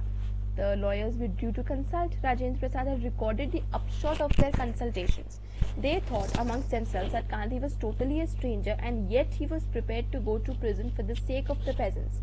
If they, on the other hand, had being not only residents of the adjoining districts but also those who claimed to have served these peasants should go home, it would be a shameful desertion. तो अब गांधी जी बोलते कि अच्छा आप घर चले, मैं गिरे चला गया और आप लोग घर चले जाओगे, मूवमेंट खत्म. तो इन शेयर क्रॉपर्स का क्या, इन पुअर पेजेंट्स का क्या, इनके साथ कौन जस्टिस करेगा, इनकी वॉइस कौन बनेगा. अब लॉयर्स के पास चॉइस नहीं बची. दे विथड्रू टू कंसल्ट, मतलब वो लोग फिर बातचीत डिस्कशन वगैरह करने के लिए फिर वो लोग थोड़ा सा डिस्कस करने लगे कि क्या है क्या नहीं है. तो राजेंद्र प्रसाद जो थे, ये जितनी भी लॉयर्स के बीच में डिस्कशन चल रहा था ना, राजेंद्र प्रसाद ने ये सब चीज़ें जो है वो रिकॉर्ड कर ली। अब शॉर्ट ऑफ देयर कंसल्टेशन मतलब बहुत ज़्यादा डीप में नहीं, बट जैसे ऊपर ऊपर से किस डायरेक्शन में डिस्कशन जा रहा था उस बारे में थोड़ा सा उन्होंने पूरी रिकॉर्ड करी। अब लॉयर्स ये बात कर रहे थे कि यार गांधी जी तो यहाँ पे टोटल स्ट्रेंजर थे, वो तो यहाँ रहते नहीं है, ये पेजेंट से फर्स्ट टाइम मिल रहे हैं, उनका इनसे कुछ लेना देना नहीं है, वो तो एक पेजेंट भी नहीं है, और उसके बावजूद इन पेजेंट्स के लिए लड़ने के लिए, इन पेजेंट्स के साथ जस्टिस करने के लिए वो जेल तक जाने को तैयार है। और दूसरी तरफ वो लॉयर्स बोलते हैं कि अगर हम जो कि मतलब यहीं पर रहते हैं, इन्हीं पेजेंट्स का खाते हैं, ये पेजेंट्स जो उगाते हैं हम यही खाते हैं, हम आसपास के गांव में ही रहते हैं, इनके साथ रहते हैं, एंड दूसरा हम ऐसा बोल रहे हैं कि यार हम इनकी हेल्प करेंगे। देखिए सच बात तो क्या, लॉयर्स बहुत फीस ले रहे थे इन पेजेंट्स से। गांधी जी ने इस बारे में उनको कन्फ्रंट किया था कि आप इतनी फीस ले रहे हो, ये गलत बात है। तो लॉयर्स यही सोचते कि यार हम मतलब इस स्टेट के रहने वाले हैं, इनके आसपास के गांव में ये जो उगा रहे हैं हम वही खा रहे हैं पेजेंट्स का, और दूसरा हम बोल तो यही रहे हैं और हम यही क्लेम कर रहे हैं कि हम तो इन पेजेंट्स की हेल्प कर रहे हैं, हम इन पेजेंट्स की हेल्प कर रहे हैं। और अगर ऐसी सिचुएशन में अगर हम लोग ही इनको छोड़ के घर चले गए तो यार ये तो बहुत ही शर्मनाक बात होगी। मतलब लोग फिर दोबारा मतलब हम लॉयर्स को देखेंगे ही नहीं, हमसे कुछ उम्मीद ही नहीं रखेंगे, एंड हम बिल्कुल ही ऐसे हो जाएंगे कि छोड़ के भागने वाली सिचुएशन में हम लोग फंस जाएंगे। तो वो ये डिस्कस करते हैं। They accordingly went back to Gandhi and told him they were ready to follow him into jail. The battle of Champaran is won, he exclaimed. Then he took a piece of paper and divided the group into pairs and put down the order in which each pair was to court arrest. तो वो जो lawyers है अब उनको समझ में आ जाता है कि यार अगर ऐसा कुछ हुआ और अगर हम लोग इनको छोड़ के अब घर चले गए, ये सब केस वगैरह बंद करके, तो बहुत ही शर्मनाक बात हो जाएगी। तो फिर वो वापस आते हैं और वो गांधी जी को कहते हैं कि ठीक है गांधी जी, हम लोग जेल जाने के लिए तैयार हैं। तब गांधी जी बोलते हैं the battle of Champaran is one. इसका क्या मतलब हुआ? क्यों भाई, अभी तक तो वो शेयर क्रॉपर्स को जस्टिस मिला ही नहीं था, ब्रिटिशर्स तो माने ही नहीं थे, तो बैटल वन हो गई। मतलब क्या इसका मतलब ये है कि अब जाके ये लॉयर्स है, ये पेजेंट्स है, अब ये धीरे धीरे करके साथ आते जा रहे हैं। एंड इसका मतलब ये कि अगर एक बार पूरे इंडियंस यूनाइट हो गए जैसे गांधी जी बोलते थे, तो ऑलरेडी हम लोग जीत जाएंगे। तो यहाँ पर उन्होंने यही एक्सप्लेन करा कि यार आप लोग अब मिलके पेजेंट्स की हेल्प करोगे तो आधी मतलब चंपारण फिर हम कोई चीज़ ही नहीं है जो हमें इस बैटल को जीतने से रोक सके। उसके बाद उन्होंने एक पूरी ऐसी स्ट्रैटेजी बनाई, ऑर्गेनाइज करा हर चीज़, हर मूवमेंट को। उन्होंने जितने भी लॉयर्स थे उनको दो दो के पेयर में डिवाइड कर दिया और ऑर्डर कर दिया कि देखो अगर कुछ हो तुम ये करना, सबसे पहले तुम जेल जाना, फिर उसके बाद तुम जेल जाना। इस तरीके से उन्होंने आगे का पूरा प्लान जो है वो उसको डिवाइस कर दिया। Several days later, Gandhi received a written communication from the magistrate informing him that the Lieutenant Governor of the province had ordered the case to be dropped. Civil disobedience had triumphed, the first time in modern India. तो बहुत दिनों बाद, क्योंकि वो जज ने बोला था कि हम नहीं, बहुत दिनों तक हम आपको इसके लिए कोई वो नहीं दे सकते, इसका हम वो जजमेंट अनाउंस नहीं करेंगे, आप तब तक लिबर्टी पे, गांधी जी को बोला था कि आप लिबर्टी पे आपको जो करना है जैसे करना है। फिर बहुत दिनों बाद लेफ्टिनेंट गवर्नर जो थे प्रोविंस के, उनका ऑर्डर आता है जज के पास और मजिस्ट्रेट ये रूलिंग देता है कि ये केस अगेंस्ट गांधी जी जो है वो ड्रॉप कर दिया गया है। गांधी जी को इसमें ये जो केस है अब खत्म होता है। And this was the first time कि सिविल डिसओबीडियंस जो है वो जीत चुका था। पहली बार ऐसा मॉडर्न इंडिया में हुआ था कि इंडियंस ने ब्रिटिशर्स को हरा दिया था through civil disobedience movement. Gandhi and the lawyers now proceeded to conduct a far-flung inquiry into the grievances of the farmers. Depositions by about 10,000 peasants were written down and notes made on other evidence. तो अब जब गांधी जी को बोल देता कि ठीक है आपको चंपारण से जाने की ज़रूरत नहीं है, इमीडिएटली आप यहाँ रह सकते, ये सब केस आपके अगेंस्ट ड्रॉप हो चुका है, तो अब गांधी जी और जो लॉयर्स हैं वो अपनी इन्वेस्टिगेशन आगे करने लगे। उन्होंने अपनी पूरी इंक्वायरी को और ब्रॉडन कर दिया, क्योंकि अब उनको गवर्नमेंट की तरफ से भी वो नहीं था, गवर्नमेंट ने उनके अगेंस्ट केस ड्रॉप कर ही दिया था कि अब फार्मर्स को क्या क्या प्रॉब्लम थी। तो अबाउट 10,000 पेजेंट्स जो थे, उन्होंने उनकी डेपोजिशन, मतलब वो लोग जो भी बोलते थे कि हमें ये प्रॉब्लम है, हमें वो प्रॉब्लम है, ऐसे करके 10,000 पेजेंट्स की ग्रीवेंसेस जो है वो लिखी गई और सभी एविडेंस के ऊपर नोट्स बनाया कि देखिए इसका ये एविडेंस है, इनसे इतने पैसे लिए, इनसे इतने पैसे नहीं लिए, एंड ऑल दैट। और सब ऑफिशियल डॉक्यूमेंट्स कलेक्ट किए गए कि क्या था क्या नहीं था, ताकि सिचुएशन में आगे जाकर जब वो लोग कोर्ट में या फिर प्रेजेंट करें तो उनके पास एक पूरा डॉक्यूमेंटेड प्रॉपर एविडेंस हो दिखाने के लिए. And don't forget, Gandhi ji himself was a lawyer, so he very well knew कि इसका सिस्टम क्या था and how to beat it and how to win it. The whole area throbbed with the activity of the investigators and the vehement protest of the landlords. तो पूरे area Champaran, Motihari वगैरह जो पूरा area है उसमें इंटेंस तरीके से सब जगह इन्वेस्टिगेशन का काम चल रहा था. पेजेंट से पूछताछ हो रही है, पेजेंट्स आपस में इस बारे में बात कर रहे हैं, वो लोग स्ट्रैटेजी बना रहे हैं, एविडेंस कलेक्ट कर रहे हैं, डॉक्यूमेंट्स कलेक्ट कर रहे हैं, देख रहे हैं क्या प्लान है वो कर रहे हैं. एंड उसी के साथ साथ जो ब्रिटिश लैंडलॉर्ड्स का उनका इंटेंस वेहिमेंट मतलब इंटेंस और पैशनेट मतलब उनकी तरफ से भी जोर शोर से प्रोटेस्ट वो लोग कर रहे थे, लैंडलॉर्ड्स भी. तो इस तरीके से काफ़ी एक्टिव हो गया था, काफ़ी थोड़ा सा एक तरीके से नॉट मतलब एग्रेसिव बट उस वे में जा रहा था, मतलब जिस तरीके से सब काम हो रहा था as such as pace and speed and such a level of intensity. फिर बात आती है जून में, गांधी जी को सर एडवर्ड गेट जो कि लेफ्टिनेंट गवर्नर थे उन्होंने समन करा, मतलब उन्होंने गांधी जी को उन्होंने बुलाया. Before he went he met leading associates and again laid detailed plans for civil disobedience if he should not return. तो मतलब देखिए आप कितनी केयरफुली गांधी जी हर स्टेप ले रहे हैं. और सर एडवर्ड गेट से मिलने से पहले भी गांधी जी ने पूरा प्लान डिवाइस करके गए कि अगर मैं वापस नहीं आता हूँ तो आपको इस तरीके से ये मूवमेंट लॉन्च करना है ताकि हम ये सत्याग्रह कर सके, ये डेमोन्स्ट्रेशन कर सकें, सारी चीज़ें कि हो सकता है वहाँ पर ही अगर कभी पॉसिबल है कि वहीं से उनको या तो ट्रैप कर लिया गया, जेल में बंद कर लिया गया ताकि आगे प्रोटेस्ट ना बढ़े एंड ऑल दैट. तो सब प्लान गांधी जी पहले से करके गए थे. Gandhi had 4 protracted interviews with the lieutenant governor who as a result appointed an official commission of inquiry into the indigo sharecroppers situation. So finally मतलब एक बहुत बड़ा ये स्टेप था.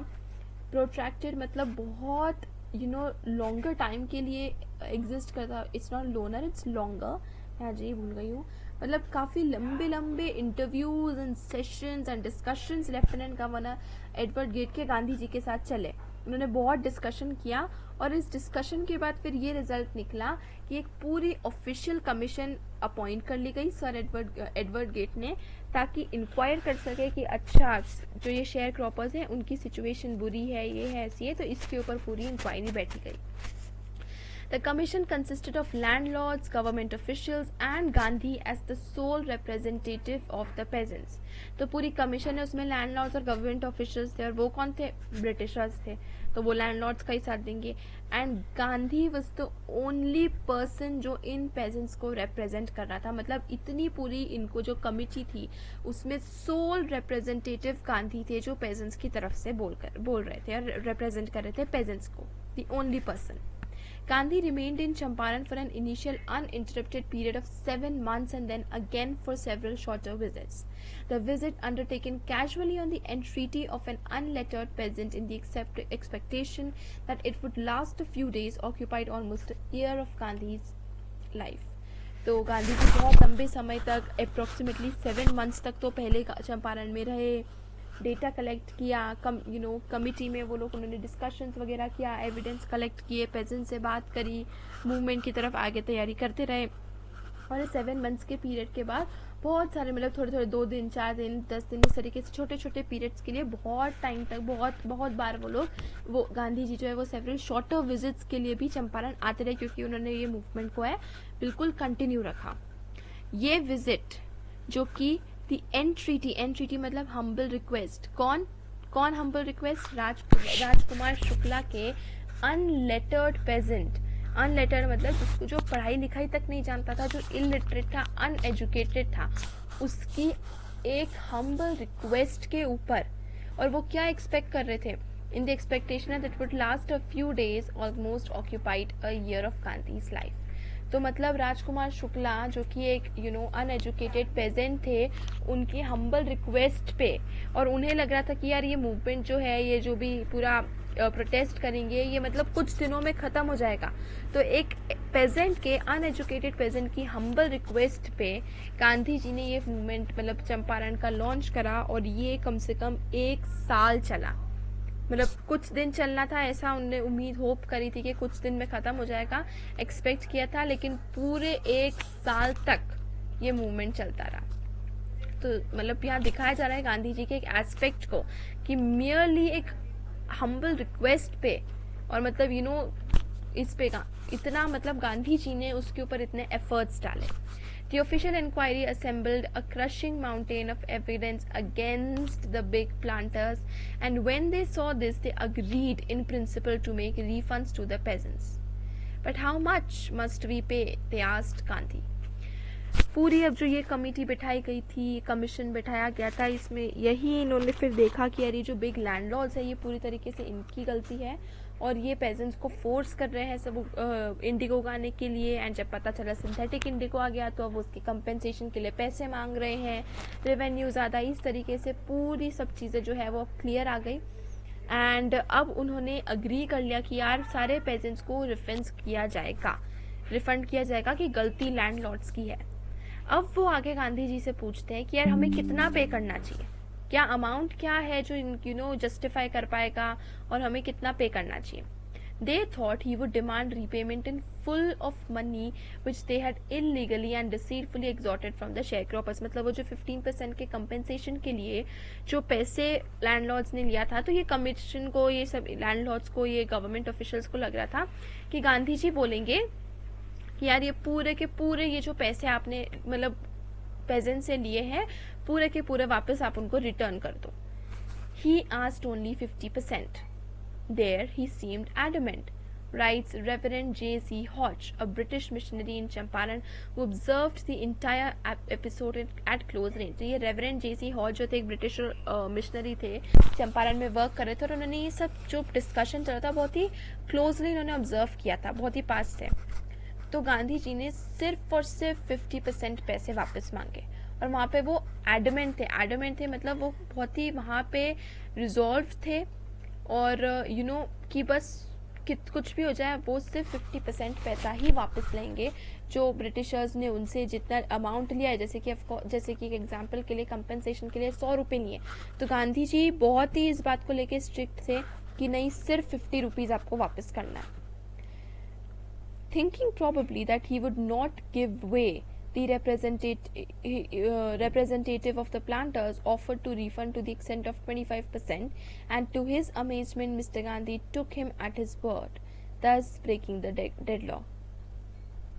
तो मतलब Reverend J.C. Hodge ये सोच रहे थे कि that he would not give way, the representative of the planters offered to refund to the extent of 25%, and to his amazement Mr. Gandhi took him at his word, thus breaking the deadlock। तो गांधी जी एक बार में मान गए कि ठीक है 25% तक आप रिफंड करेंगे सारा पैसा, 50% भी नहीं। तो गांधी जी एक बार में मान गए। तो he was of course amazed कि यार ये सोल रिप्रेजेंटेटिव है फार्मर्स के और ये इनमें इतनी पावर है कि ये इतनी भीड़ एक साथ इकट्ठा कर सकते हैं, एंड स्टिल उन्होंने कहा और वो मान गए Gandhi ji. This settlement was adopted unanimously by the commission। Gandhi explained that the amount of the refund was less important than the fact that the landlords had been obliged to surrender part of the money and with it part of their prestige। तो गांधी जी ने यहाँ पर वो इसके सिर्फ monetary aspect को नहीं देख रहे थे, वो इस एस्पेक्ट को देख रहे थे कि फाइनली जो ब्रिटिश ऑफिशियल्स है, जो लैंडलॉर्ड्स है, उनको सरेंडर करना पड़ा, उनको अपनी गलती को मानना पड़ा कि yes they were wrong। Therefore, as far as the peasants were concerned, the planters had behaved as lords above the law। Now the peasants saw that he had rights and defenders, he learned courage। तो गांधी जी ने इसके through ये establish करा, क्योंकि गांधी जी को यही लगा था कि यार देखो, गांधी जी की स्ट्रैटेजी ये थी, वो यही सोच रहे थे कि अगर गांधी जी ने पूरे पैसे रिफंड वापस मांग लिए कि आप पूरे पैसे दे दीजिए, तो एक तरीके से वापस लैंडलॉर्ड्स जो है वो अपना एब्सोल्यूट रूल इस्टेब्लिश कर लेंगे और वापस वो साइकिल शुरू हो जाएगी जहाँ पे पेजेंट्स जो है वो डर के जिएंगे और सिर्फ लैंडलॉर्ड्स की बात करेंगे। अब अभी तक जो लैंडलॉर्ड्स अबव द लॉ अपने आप को समझ के एक्ट कर रहे थे और जो चाहे वो मर्जी पेजेंट्स पे कर रहे थे, अब उनको अपना प्रेस्टीज सरेंडर करना पड़ा, और अब वो पेजेंट्स के इक्वल आ गए। अब पेजेंट के पास राइट्स भी थे कि वो जैसे अपना कल्टीवेशन करना सके कर सके, प्लस उनके पास डिफेंडर्स थे जो आगे आने वाले प्रॉब्लम में उनकी हेल्प करें। और पेजेंट को सबसे बड़ी और सबसे इम्पोर्टेंट चीज़, उनके मन से ये डर खत्म हो गया। उन्होंने अब अपने लिए लड़ने का करेज सीख लिया। Events justified Gandhi's position. Within a few years, the British planters abandoned their estates, which reverted to the peasants. Indigo sharecropping disappeared. तो मतलब जो ऐसा गांधी जी ने प्लान किया था, मतलब काफ़ी उस तरीके से चला। एंड थोड़े ही टाइम में जब पेजेंट्स को धीरे धीरे करके ज़्यादा करेजेस होते गए, एंड धीरे धीरे करके जो पेजेंट्स हैं अब उनके मन से डर खत्म होने लगा, वो अपनी मर्जी का करने लगे, कल्टीवेट करने लगे। लैंडलॉर्ड्स को पहले जिस तरीके से वो 100% सब कुछ सबमिट कर देते थे, अब वो बंद होने लगा। मतलब अब उनको समझ में आने लगा कि यार ठीक है, भले ही वो दूसरे की लैंड पे काम करे, लेकिन उनके पास भी राइट्स हैं। वो लैंडलॉर्ड्स उनको हर तरीके से एक्सप्लॉइट नहीं कर सकते। तो इसके बाद से ये समझ आया, तो लैंडलॉर्ड्स को भी ऑफकोर्स आगे जाके थोड़ा सा प्रॉब्लम्स उठानी पड़ी विद द पेजेंट्स। वो एकदम से सबमिट नहीं हो रहे थे लैंडलॉर्ड्स को। एंड आगे जाके यही हुआ कि सारे जो लैंडलॉर्ड्स थे, मोस्ट ऑफ द लैंडलॉर्ड्स ने अपने अपने एस्टेट्स छोड़ दिए और वो वापस लैंड जो है वो पेजेंट्स के पास आ गई। अब वो जिस लैंड पे काम कर रहे थे वो ऑफिशियली उनकी खुद की हो चुकी थी। और ये जो share cropping, Indigo share cropping था, जो इतना पेजेंट्स के लिए भी इतना पेनफुल था और इतना मतलब बहुत ही नुकसान हो रहा था उस वजह से, अब वो खत्म हो चुका है। Gandhi never contented himself with large political or economic solutions. He saw the cultural and social backwardness in the Champaran villages and wanted to do something about it immediately. तो मतलब गांधी जी का एम ये नहीं था कि यार उनको पॉलिटिकल पावर मिले या इकोनॉमिकली पेजेंट्स के पास बहुत सारे पैसे कमा ले या पॉलिटिकली उनके पास बहुत पावर आ जाए, ऐसा कुछ नहीं। यहाँ पर ये स्टेप लेने का मतलब ये था कि गांधी जी ये चाहते थे कि चंपारण जो अभी भी इतना बैकवर्ड है, पेजेंट्स के पास इतनी पावर नहीं है, उनको अभी भी इतना फोर्स किया जा रहा है, उनको इतना रिप्रेस किया जा रहा है, एक्सप्लॉइट किया जा रहा है। पेजेंट्स जो है वो अनएजुकेटेड है, अभी भी डर डर के सब बातें मान रहे हैं ऑफिशियल्स की जो उनको कह रहे हैं। और जो कल्चर और सोशल डेवलपमेंट और जो एडवांसमेंट जो है वो पेजेंट्स में नहीं आ पाया, गांधी जी उसको सुधारना चाहते थे और उसको वो लोग गांधी जी चेंज करना चाहते थे। He appealed for teachers. Mahadev Desai and Narhari Parikh, two young men who had just joined Gandhi as disciples, and their wives volunteered for the work. Several more came from Bombay, Pune and other distant parts of the land. तो गांधी जी ने अब ऐसा system arrange किया था कि अब pageants की education पे बात आए, ताकि ये जो सोशल और कल्चरल बैकवर्डनेस है, जो एडवांसमेंट वो लैक कर रहे हैं ना, अब चंपारण के पेजेंट जो है वो अप टू पार आ सके बाकी सिटीजन्स के साथ। तो उन्होंने महादेव देसाई, नरहरि पारिक जो रिसेंटली गांधी जी के डिसाइपल्स बने थे, गांधी जी ने उनको इंस्ट्रक्ट किया, तो उनकी वाइफ्स ने भी हेल्प करी। और इस तरीके से और बॉम्बे, पूना जैसे बड़े बड़े शहरों से और टीचर्स आए और वो चंपारण की बेटरमेंट के लिए वर्क करने लगे, पेजेंट्स को एजुकेट करने लगे। Devdas, Gandhi's youngest son, arrived from the ashram and so did Mrs. Gandhi. Primary schools were opened in 6 villages. Kasturbai taught the ashram rules on personal cleanliness and community sanitation. Gandhi ji के सबसे छोटे बेटे थे जिनका नाम देवदास था, वो भी यहाँ पे चंपारण आए। वो पहले साबरमती आश्रम ही रहते थे और उनके साथ साथ उनकी मदर यानी कि मिसेस गांधी जो कि कस्तूरबा बाई है, वो भी उनके साथ चंपारण आई। और यहाँ पे ऐसे करके 6 प्राइमरी स्कूल्स खुले, 6 विलेजेस में प्राइमरी बहुत सारे स्कूल्स खुले। अब यहाँ पे धीरे धीरे करके एजुकेशन स्टार्ट हुई, पढ़ाई लिखाई वगैरह, और अब पेजेंट्स का बेटरमेंट सही मायनों में स्टार्ट हुआ। कस्तूरबा बाई ने क्या क्या अवेयरनेस फैलाई, उन्होंने आश्रम की जो साबरमती आश्रम में जैसे रूल्स फॉलो होते थे, सैनिटेशन, क्योंकि पहले कितना बैकवर्ड था, तो वहाँ पे ऑफ कोर्स यही मान्यता थी कि घर में टॉयलेट नहीं होना। आप बाहर खेत जा रहे हो, फार्म जा रहे हो, सुबह सुबह हमने वो टॉयलेट मूवी अगर आपने देखी होगी जो इसी इशू के ऊपर बेस्ड है, तो कस्तूरबा बाई ने करा कि यार पर्सनल क्लिनलीनेस होनी चाहिए, अब घर में अच्छा टॉयलेट बनाओ, सैनिटाइजेशन का प्रॉपर अरेंजमेंट होना चाहिए विमेन के लिए भी, कि हर चीज़ अब प्रॉपर और अब सही मायनों में एडवांसमेंट होने लगा। Health conditions were miserable. Gandhi got a doctor to volunteer his services for 6 months। तो हेल्थ कंडीशंस कुछ थी नहीं, तो गांधी जी ने एक डॉक्टर अपॉइंट किया कि वो चंपारण में आएंगे और वो यहाँ पे डॉक्टर 6 महीने के लिए उन्होंने अपनी सर्विसेज दी। 3 medicine were available, castor oil, quinine and sulphur ointment. Quinine जो है वो एक मेडिसिनल प्लांट होता है, ठीक है, एक पौधा है, हर्ब है मेडिसिनल, जिसकी मेडिसिनल प्रॉपर्टीज होती है।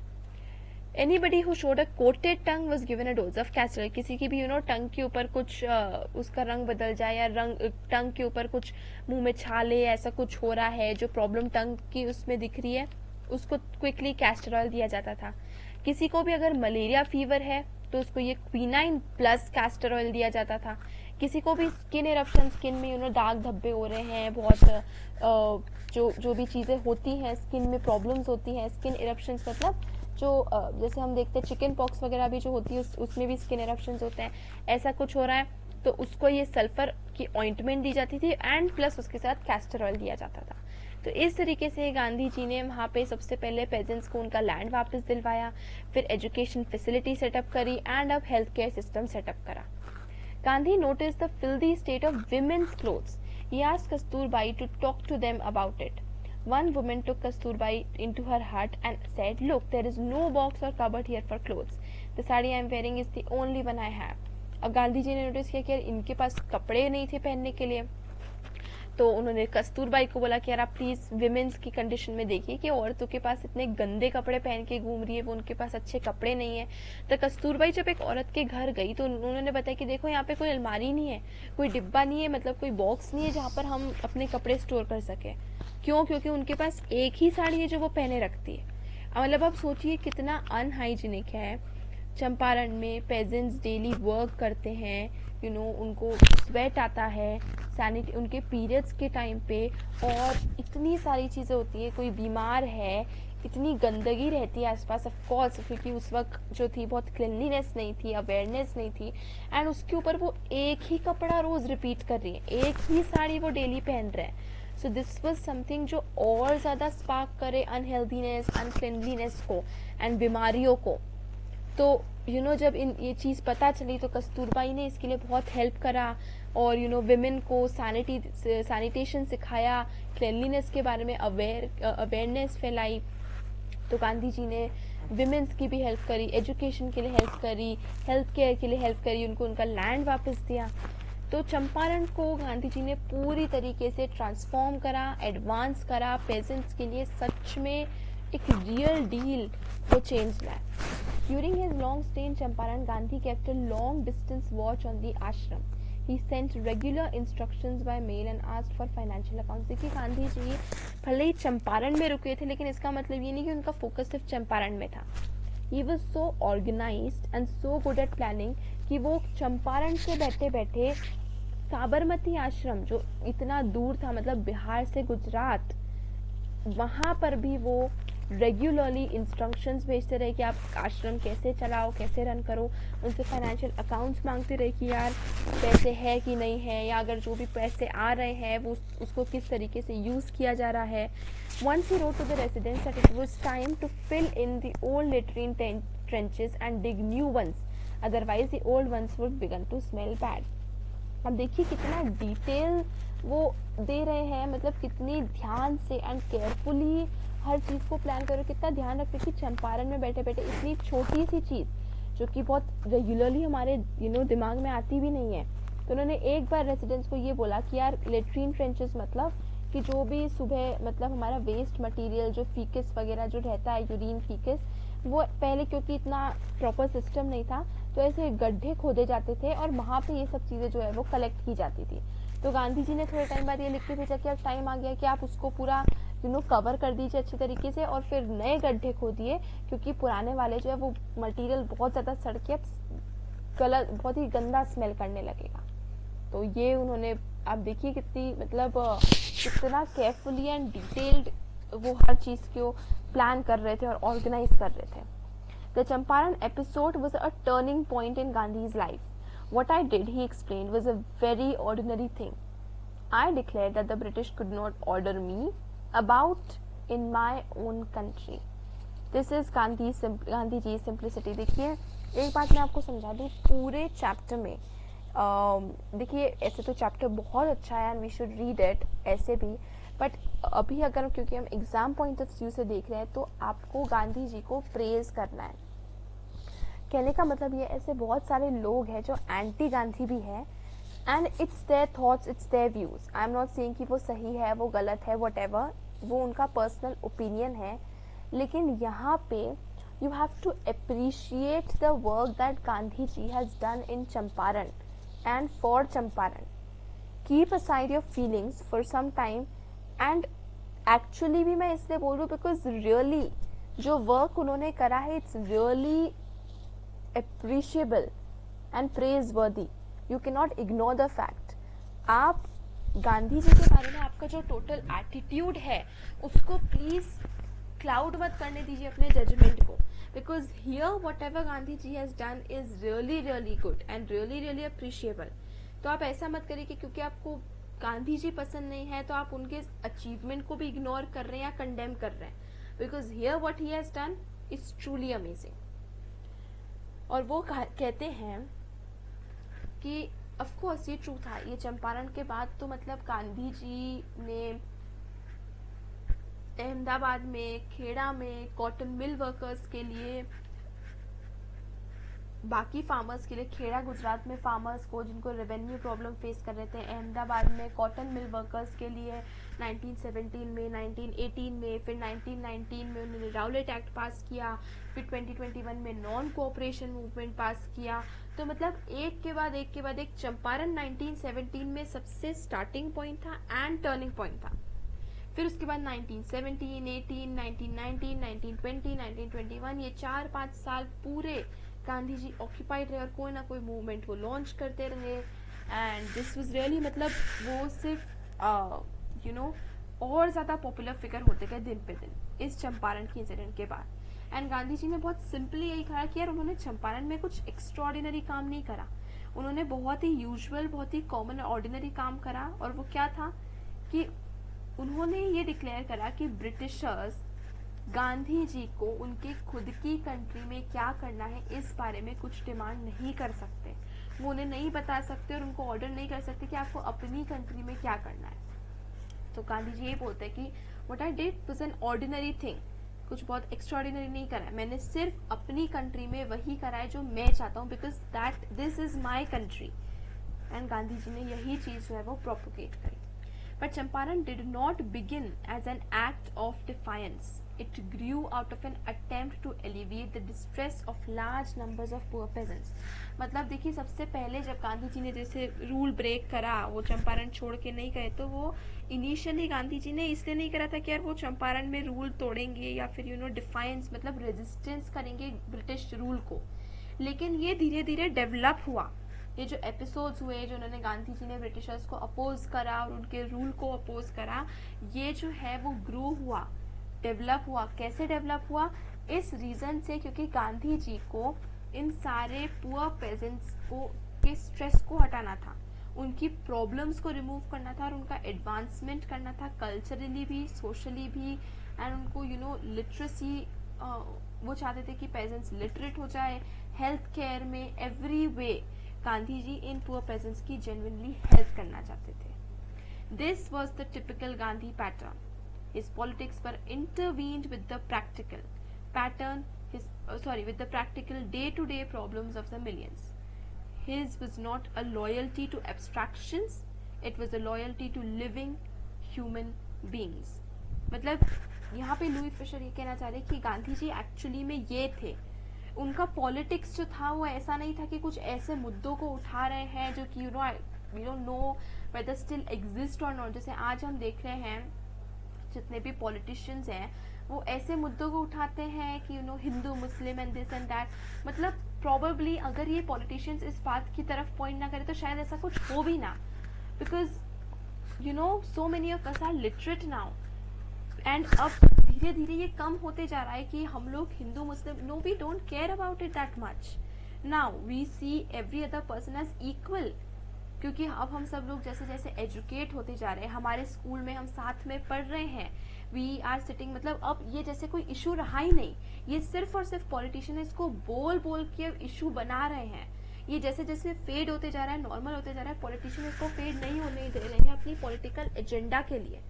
तो लुई फिशर कहते हैं कि गांधी जी ऐसे नहीं थे। उनका पॉलिटिक्स मतलब डे टू डे प्रॉब्लम्स जो कि मास मिलियंस ऑफ पीपल जो फेस कर रहे थे उसको दूर करना था, उसको एड्रेस करना था, वो उनका पॉलिटिक्स था। And his was not a loyalty to abstractions, abstractions मतलब आइडियाज या फिर आइडियोलॉजीज ऐसे कहते हैं। तो गांधी जी ऐसे नहीं थे जो आइडियाज पे एम्फेसिस करे कि ठीक है मैं तो कम्युनिस्ट हूँ, मैं सोशलिस्ट हूँ, मैं कैपिटलिस्ट हूँ, जैसे कि आज भी ये करते हैं। हमारा आइडिया है कि हम पॉवर्टी हटाना चाहते हैं, पॉलिटिशियंस कहते हैं हम लोग तो एक इक्वल कंट्री की तरफ आगे बढ़ रहे हैं कि जहाँ सब लोग इक्वल हो, पॉवर्टी हट जाए, सबके पास ऐसे हो वैसे हो। नहीं, वो इस तरीके से आइडियाज में प्रोपोगेशन नहीं करते थे, आइडियोलॉजीज को नहीं सपोर्ट करते थे। उनकी लॉयल्टी, उनका एक्चुअल वर्क जो था वो ह्यूमन बींग्स के लिए था, वो लिविंग थिंग्स के लिए था जो कि ह्यूमन बींग्स है। ये आइडियाज जो ये कोई लिविंग एंटिटी नहीं है, सिर्फ आपके मन के माइंड में कुछ है। एंड गांधी जी उसको इतना वो नहीं करते थे। उनके लिए एक्चुअल जो थे, जो एक्चुअली उनके लिए मैटर करते थे वो थे the human beings. And Gandhi ji ने उसके लिए काम करा। In everything Gandhi did, moreover, he tried to mold a new free Indian who could stand on his own feet and thus make India free. I think समझाने की ज़रूरत ही नहीं है, बिकॉज बहुत ही क्लियरली एंड बहुत ही अमेजिंगली पुट किया है कि गांधी जी जो थे वो मतलब हर उनके एक स्टेप में उनका यही गोल था कि एक ऐसे इंडियन को खड़ा करे, ऐसे इंडियन को डेवलप करे जो खुद अपने एक्शंस के लिए काम करे, खुद अपने लिए काम करे, सेल्फ इंडिपेंडेंट बने और आगे जाके इंडिया को भी सेल्फ इंडिपेंडेंट बनाए और फ्री बनाए। Early in the Champaran action, Charles Freer Andrews, the English pacifist who had become a devoted follower of the Mahatma, came to bid Gandhi farewell before going on a tour of duty to the Fiji Islands. Gandhi's lawyer friends thought it would be a good idea for Andrews to stay in Champaran and help them. Andrews was willing if Gandhi agreed, but Gandhi was vehemently opposed. He said, "You think that in this unequal fight it would be helpful if we have an Englishman on our side? This shows the weakness of your heart. The cause is just and you must rely upon yourself to win the battle. You should not seek a prop in Mr. Andrews because he happens to be an Englishman." तो यहाँ पे वो एक incident बता रहे कि एक Charles फ्रियर Andrews थे जिनकी एक्चुअल काम क्या था कि उनको फिजी आइलैंड्स में, जो फिजी आइलैंड्स एक्चुअली वो जगह थी, एक आइलैंड था जहाँ पे इंडियंस को एज स्लेव्स ले जाया जाता था प्लांटेशंस में वर्क करने के लिए। ब्रिटिशर्स इंडियंस को एज स्लेव्स ले जाते थे फिजी, ताकि वो वहाँ पे एज प्लांटेशन वर्कर्स काम कर सके, उनके स्लेव्स काम कर सके। तो ये चार्ल्स की ड्यूटी थी कि वहाँ पे जाके इन सब चीज़ों को रेगुलेट करें, एंड वहाँ पर उनकी ड्यूटी लगी थी। लेकिन चार्ल्स क्योंकि इतने डिवोटेड फॉलोअर हो गए थे महात्मा गांधी के कि मतलब वो वहाँ जाना नहीं चाहते थे और वो यहाँ पर गांधी जी के साथ रहना चाहते थे। इनफैक्ट गांधी जी के मतलब जो लॉयर्स थे जैसे राजेंद्र प्रसाद वगैरह और भी जो गांधी जी के फ्रेंड्स थे, वो उनका आइडिया ये था कि यार एंड्रयूज को हमें चंपारण में ही रखना चाहिए। तो एंड्रयूज खुद एंड उनके गांधी जी के बाकी लॉयर फ्रेंड्स खुद, ये सभी लोग यही बोल रहे थे कि एंड्रयूज को चंपारण में ही रुक के काम करना चाहिए, बिकॉज एंड्रयूज के पास एक इम्पोर्टेंट पॉलिटिकल पोजीशन थी, हायर ऑफिस था, और अगर वो चंपारण में रुके तो और अच्छी तरीके से पेजेंट्स का काम हो सकता। लेकिन गांधी जी ने वेहेमेंटली, मतलब हमने पहले देखा था, पैशनेटली, इंटेंसली बिल्कुल अपोज करा। वो बिल्कुल इस चीज के मना थे। क्यों? उसका रीजन क्या था?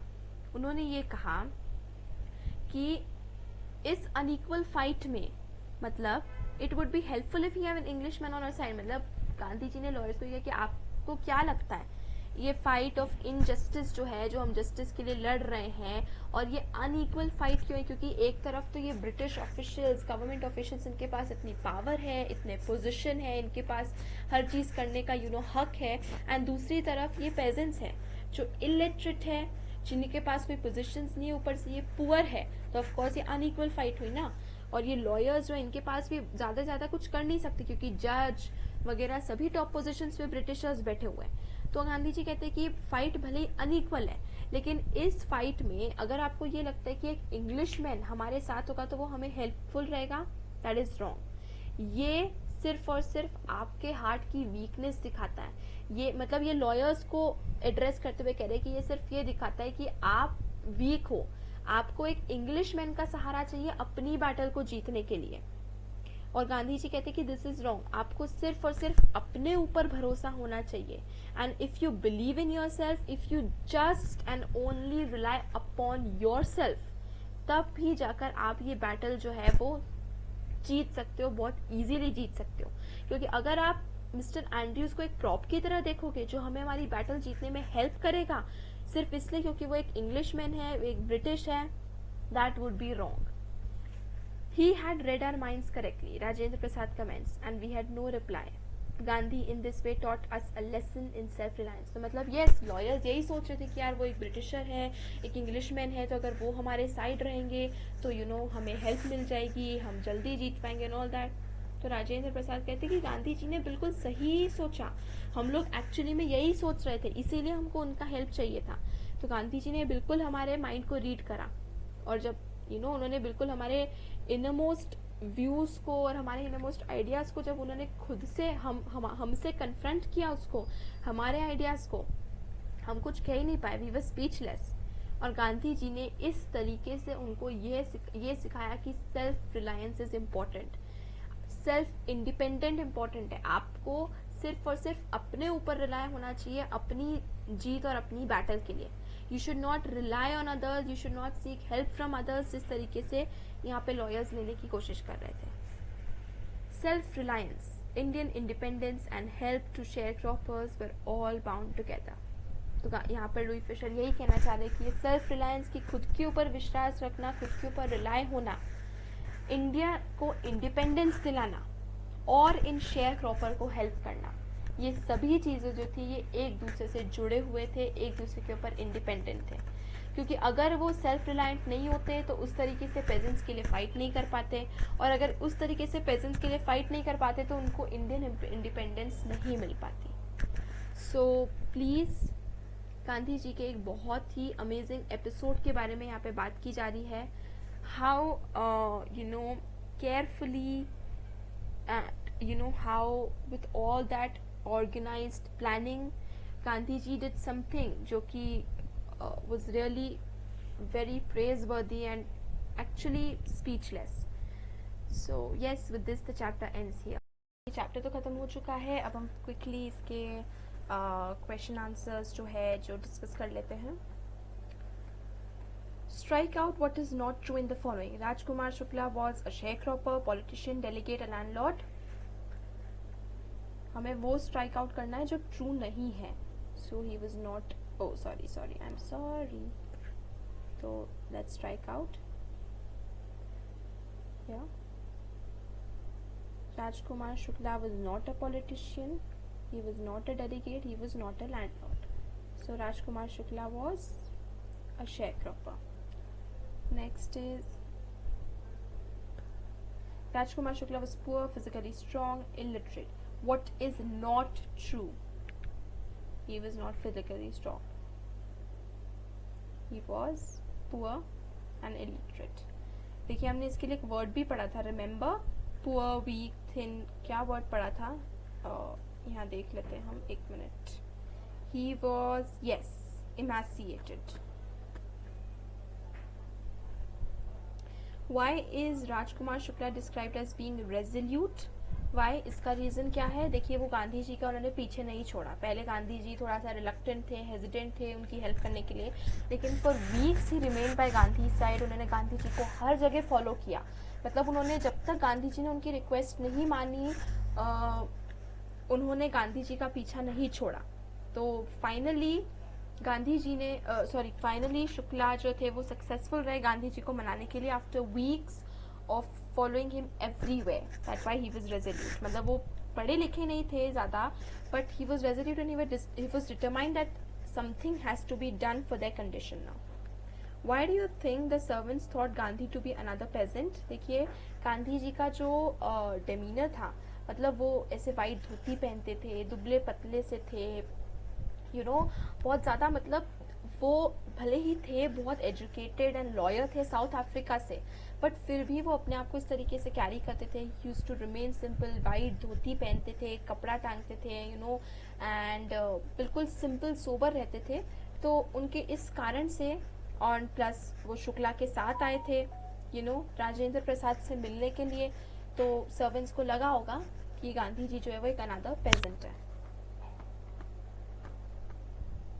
List the places that Gandhi visited between his first meeting with Shukla and his arrival at Champaran. Okay, Gandhi ji से वो सबसे पहले मिले. Kanpur. Okay, his first meeting with Shukla, सबसे पहले वो मिले लखनऊ में कांग्रेस सेशन में. उसके बाद वो कानपुर गए, फिर उसके बाद वो मुजफ्फरपुर रुके चंपारण पहुंचने से पहले, एंड फिर वो फाइनली मोतिहारी गए. If I'm not wrong, all of the places have been covered. Yes, Muzaffarpur, फिर वो वहाँ से मोतिहारी पहुँचे. Yes, कानपुर, then लखनऊ, सबसे पहले मीटिंग हुई, फिर वो वहाँ से कानपुर, फिर Calcutta. He also went to Calcutta. So yes, Kanpur, Calcutta, Muzaffarpur, and then finally Motihari, capital of Champaran. What did the peasants pay the British landlords as rent? What did the British now want instead, and why? What would be the impact of synthetic indigo on the pieces of natural indigo? देखो, सबसे पहले British landlords को as rent क्या चाहिए था, वो ये चाहते थे कि 3/20 या फिर 15% ऑफ द लैंड पर वो लोग इंडिगो उगाए जो पेजेंट्स थे, एंड वो पूरा इंडिगो का जो हार्वेस्ट है उसको एज रेंट ब्रिटिशर्स को पे करें. What did the British now want instead and why? अब इंस्टेड उन्हें चाहिए था कि इस अरेंजमेंट से बाहर निकलने के लिए, जो 15% का अरेंजमेंट जो उन्होंने करा था कि आपको इंडिगो उठाना देना है, इससे बाहर निकलने के लिए आप हमें इसके कंपेंसेशन में पैसे दीजिए. और क्योंकि अब ब्रिटिशर्स को पता चल गया था कि जर्मनी से सिंथेटिक इंडिगो जो है वो उन्होंने डेवलप कर लिया था, एंड अब मार्केट्स में वही होगा. तो अब वो लोग चाहते थे कि अब नेचुरल इंडिगो का कोई काम नहीं होगा, ब्रिटिशर्स ऐसा समझ गए थे. What would be the impact of synthetic Indigo on the prices of natural Indigo? देखिए, ऑफकोर्स सी बात है, synthetic Indigo would be much more cheaper then the natural Indigo. Factory made item है तो वो ज़्यादा चीपर होगी. कपड़े भी होते हैं, जो हैंडमेड कपड़े होता है वो ज़्यादा कॉस्टलियर होता है फैक्ट्री मेड कपड़े से. तो क्योंकि वो इंडिगो अब सिंथेटिकली प्रोड्यूस करने लग गए थे, तो नेचुरल इंडिगो तो ज़्यादा महंगा ही होगा, तो उसके प्राइसेस जो है नेचुरल इंडिगो को और ज़्यादा वो ड्रॉप हो जाएंगे. अब उनको उतना प्रॉफिट नहीं मिलेगा, बिकॉज नेचुरली क्योंकि नेचुरल इंडिगो महंगा होगा तो ज़्यादा लोग सिंथेटिक इंडिगो खरीदेंगे, तो उसके प्राइसेस जो है नेचुरल इंडिगो के वो ड्रॉप हो जाएंगे जिस प्राइस में पहले वो सेल कर रहे थे. The events in this part of the text illustrate Gandhi's method of working. Can you identify some instances of his method and link them to his ideas of satyagraha and non-violence? Okay. हम किस part में? What about the injustice to Gandhi demanded the lawyers? Okay. तो Gandhi ji is method of working. First he was always ready to go to jail. देखिए, ये method of working नहीं है कि वो जेल जाने को तैयार थे, but that he was determined and he genuinely care. मतलब वो जेन्युइनली उन पेजेंट्स की हेल्प करना चाहते थे. हर जगह जहाँ पर उन्होंने करा, he quickly connected with the people जिनके लिए वो फाइट कर रहे थे, and he fought with his 100%. ऐसा नहीं कि यार जेल का नाम आए तो वो डर गए कि ओके अब नहीं करना है, जेल कौन जाएगा, peace people and all that, ऐसा नहीं. एंड उनके आइडियाज ऑफ सत्याग्रह क्या थे? The fight for truth. Gandhi ji का कहना यही था, एंड नॉन वायलेंस का, कि इफ यू आर ट्रू, आपको वायलेंस की जरूरत नहीं है कोई भी बैटल को जीतने के लिए. If you remember class 10 nationalism में हमने सत्याग्रह एंड आइडिया ऑफ सत्याग्रह में पढ़ा था, तो यही था कि अगर आपका कॉज सही है, अगर आप जिस चीज़ के लिए लड़ रहे हो, if that is true and that is correct, तो you won't need the help of violence. With the help of non violence आप इस बैटल को आराम से जीत सकते, नॉट आराम से, बट इस बैटल को आप जीत सकते हैं. एंड सत्याग्रह, सत्य आग्रह मतलब एम्फेसिस ऑन ट्रूथ, कि whatever you're doing, if the cause is true, अच्छा है, सच है, आप अगर सच्चे हो, then you can win a battle through non-violence. तो उनका ये मेथड था कि वो जेल जाने को तैयार थे, लेकिन he was not like, उनको कुछ अटैक वगैरह नहीं करना था. एंड द ट्रूथ मतलब देखिए, उन्होंने गिल्टी प्लीड कर लिया कि yes, what he did was wrong, कि he was a law breaker and he admitted that. तो of course he was admitting to the truth. तो ये इनका मेथड है आई गेस. एंड यस, यहाँ पर इसी बारे में बात की जा रही है. यस, कि दैट उन्होंने लॉ ब्रेक करा था, उन्होंने इस चीज़ के लिए उसको डिनाई नहीं करा, झूठ नहीं बोला, कोई वायलेंस नहीं करा, क्योंकि इतनी लाख करो हज़ारों की भीड़ इकट्ठा हो चुकी थी। तो वो चाहते तो मतलब इंस्ट्रक्ट कर सकते थे उन पेजेंट्स को कि आप तोड़ फोड़ कर दो, रिकॉर्ड्स डिस्ट्रॉय कर दो and all that, but no, he took the non violent path और सत्याग्रह के उस पर उन्होंने एम्फेसिस करा। उन्होंने सच बताया कि yes I have broken a law which I don't support it, but क्योंकि मेरी ड्यूटी है और जो मैं हायर लॉ को फॉलो करता हूँ, मेरे कॉन्शियंस की बात को मैं फॉलो करना चाहता हूँ, इसलिए मुझे ये जो है लॉ को तोड़ना पड़ा। Why did Gandhi agree to settlement of 25% refund to the farmers? देखिए हमने पढ़ा था गांधी जी का एम मॉनेटरी गेन और पॉलिटिकल गेन से ज़्यादा था कि वो पेजेंट्स का कल्चरल एंड सोशल डेवलपमेंट चाहते थे। बिकॉज गांधी जी ये बात जानते थे कि ठीक है अभी तो उनको चलो ठीक है फुल रिफंड अगर मिल गया तो पेजेंट्स जो है वो डेवलप नहीं हो पाए, उनको पैसा मिल जाएगा लेकिन उनकी सिचुएशन वही के वही रह जाएगी।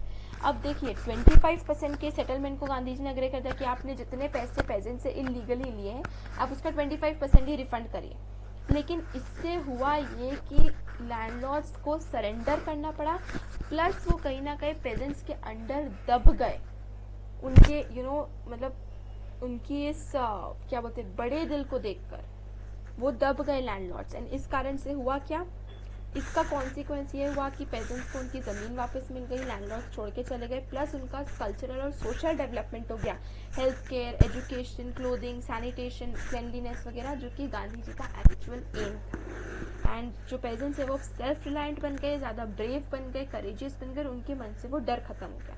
तो 25% पे इसलिए उन्होंने अग्री कर दिया because his aim was not monetary gains, पैसे नहीं चाहिए थे उनको, बट उन्हें एक्चुअल रियल सॉलिड डेवलपमेंट चाहिए था।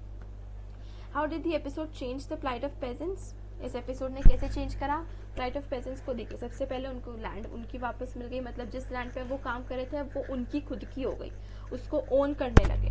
तो ऑटोमेटिकली जो उनको रेंट वगैरह पे करना पड़ रहा था वो हट गया अब, क्योंकि वो खुद अपने लैंड के मालिक हो गए, तो मॉनेटरीली वो इंडिपेंडेंट हो गए। दूसरा, वो सेल्फ इंडिपेंडेंट कैसे हो गए, और मतलब वो उनके मन से डर खत्म हो गया लैंडलॉर्ड्स का, वो खुद के मालिक बन गए, सेल्फ इंडिपेंडेंट बन गए, तो और वो करेजियस ज़्यादा हो गए, वो जो डर था ब्रिटिश ऑफिशियल्स का वो उनके इसमें ख़त्म हो गया। तीसरा, गांधी जी ने ऐसे मेजर्स लिए, स्टेप्स लिए कि उनको एजुकेशन के लिए उनकी फैसिलिटी की व्यवस्था करी, हेल्थ केयर के लिए, सैनिटेशन के लिए, क्लेनलीनेस के लिए, तो अब पेजेंट्स की कंडीशन जो थी वो चेंज हो गई थी। And we can see clear social, cultural and educational, monetary advancements, financial advancements. Why do you think Gandhi considered the Champaran episode to be a turning point in his life?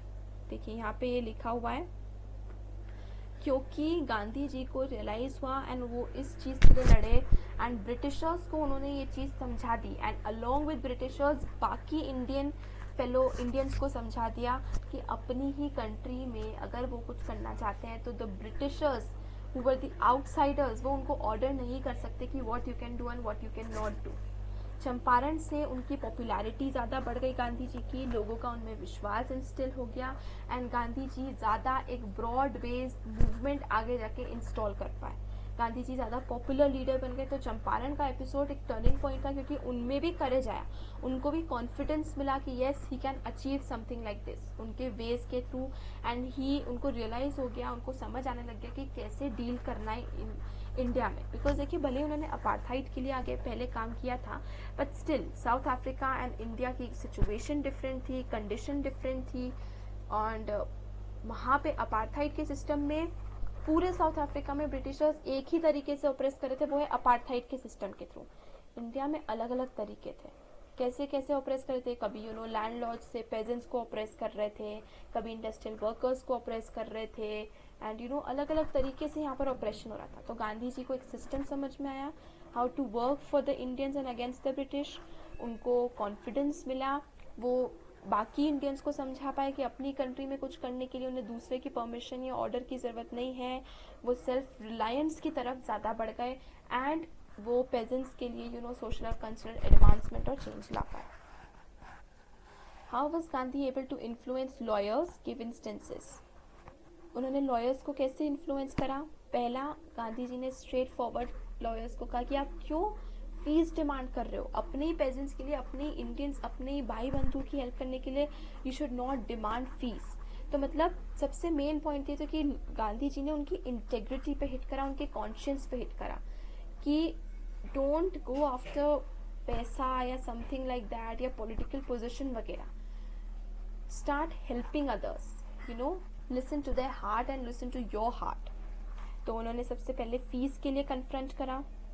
दूसरा, उन्होंने lawyers को ये कहा कि देखिए अगर मैं जेल चला गया इसका मतलब ये नहीं कि यू वुड स्टॉप वर्किंग, अगर आप छोड़ के चले गए तो who would help these poor pageants and these share croppers, this is your responsibility also. तो गांधी जी ने उनको रियलाइज कर पाया कि आपकी भी ड्यूटी बनती है अपने फेलो इंडियंस की हेल्प करने के लिए, and you should not just give up कि मैं जेल चला गया तो कोई नहीं रहेगा, no, you should think and you should be self reliant and independent also, एंड आपको भी फाइट करना है।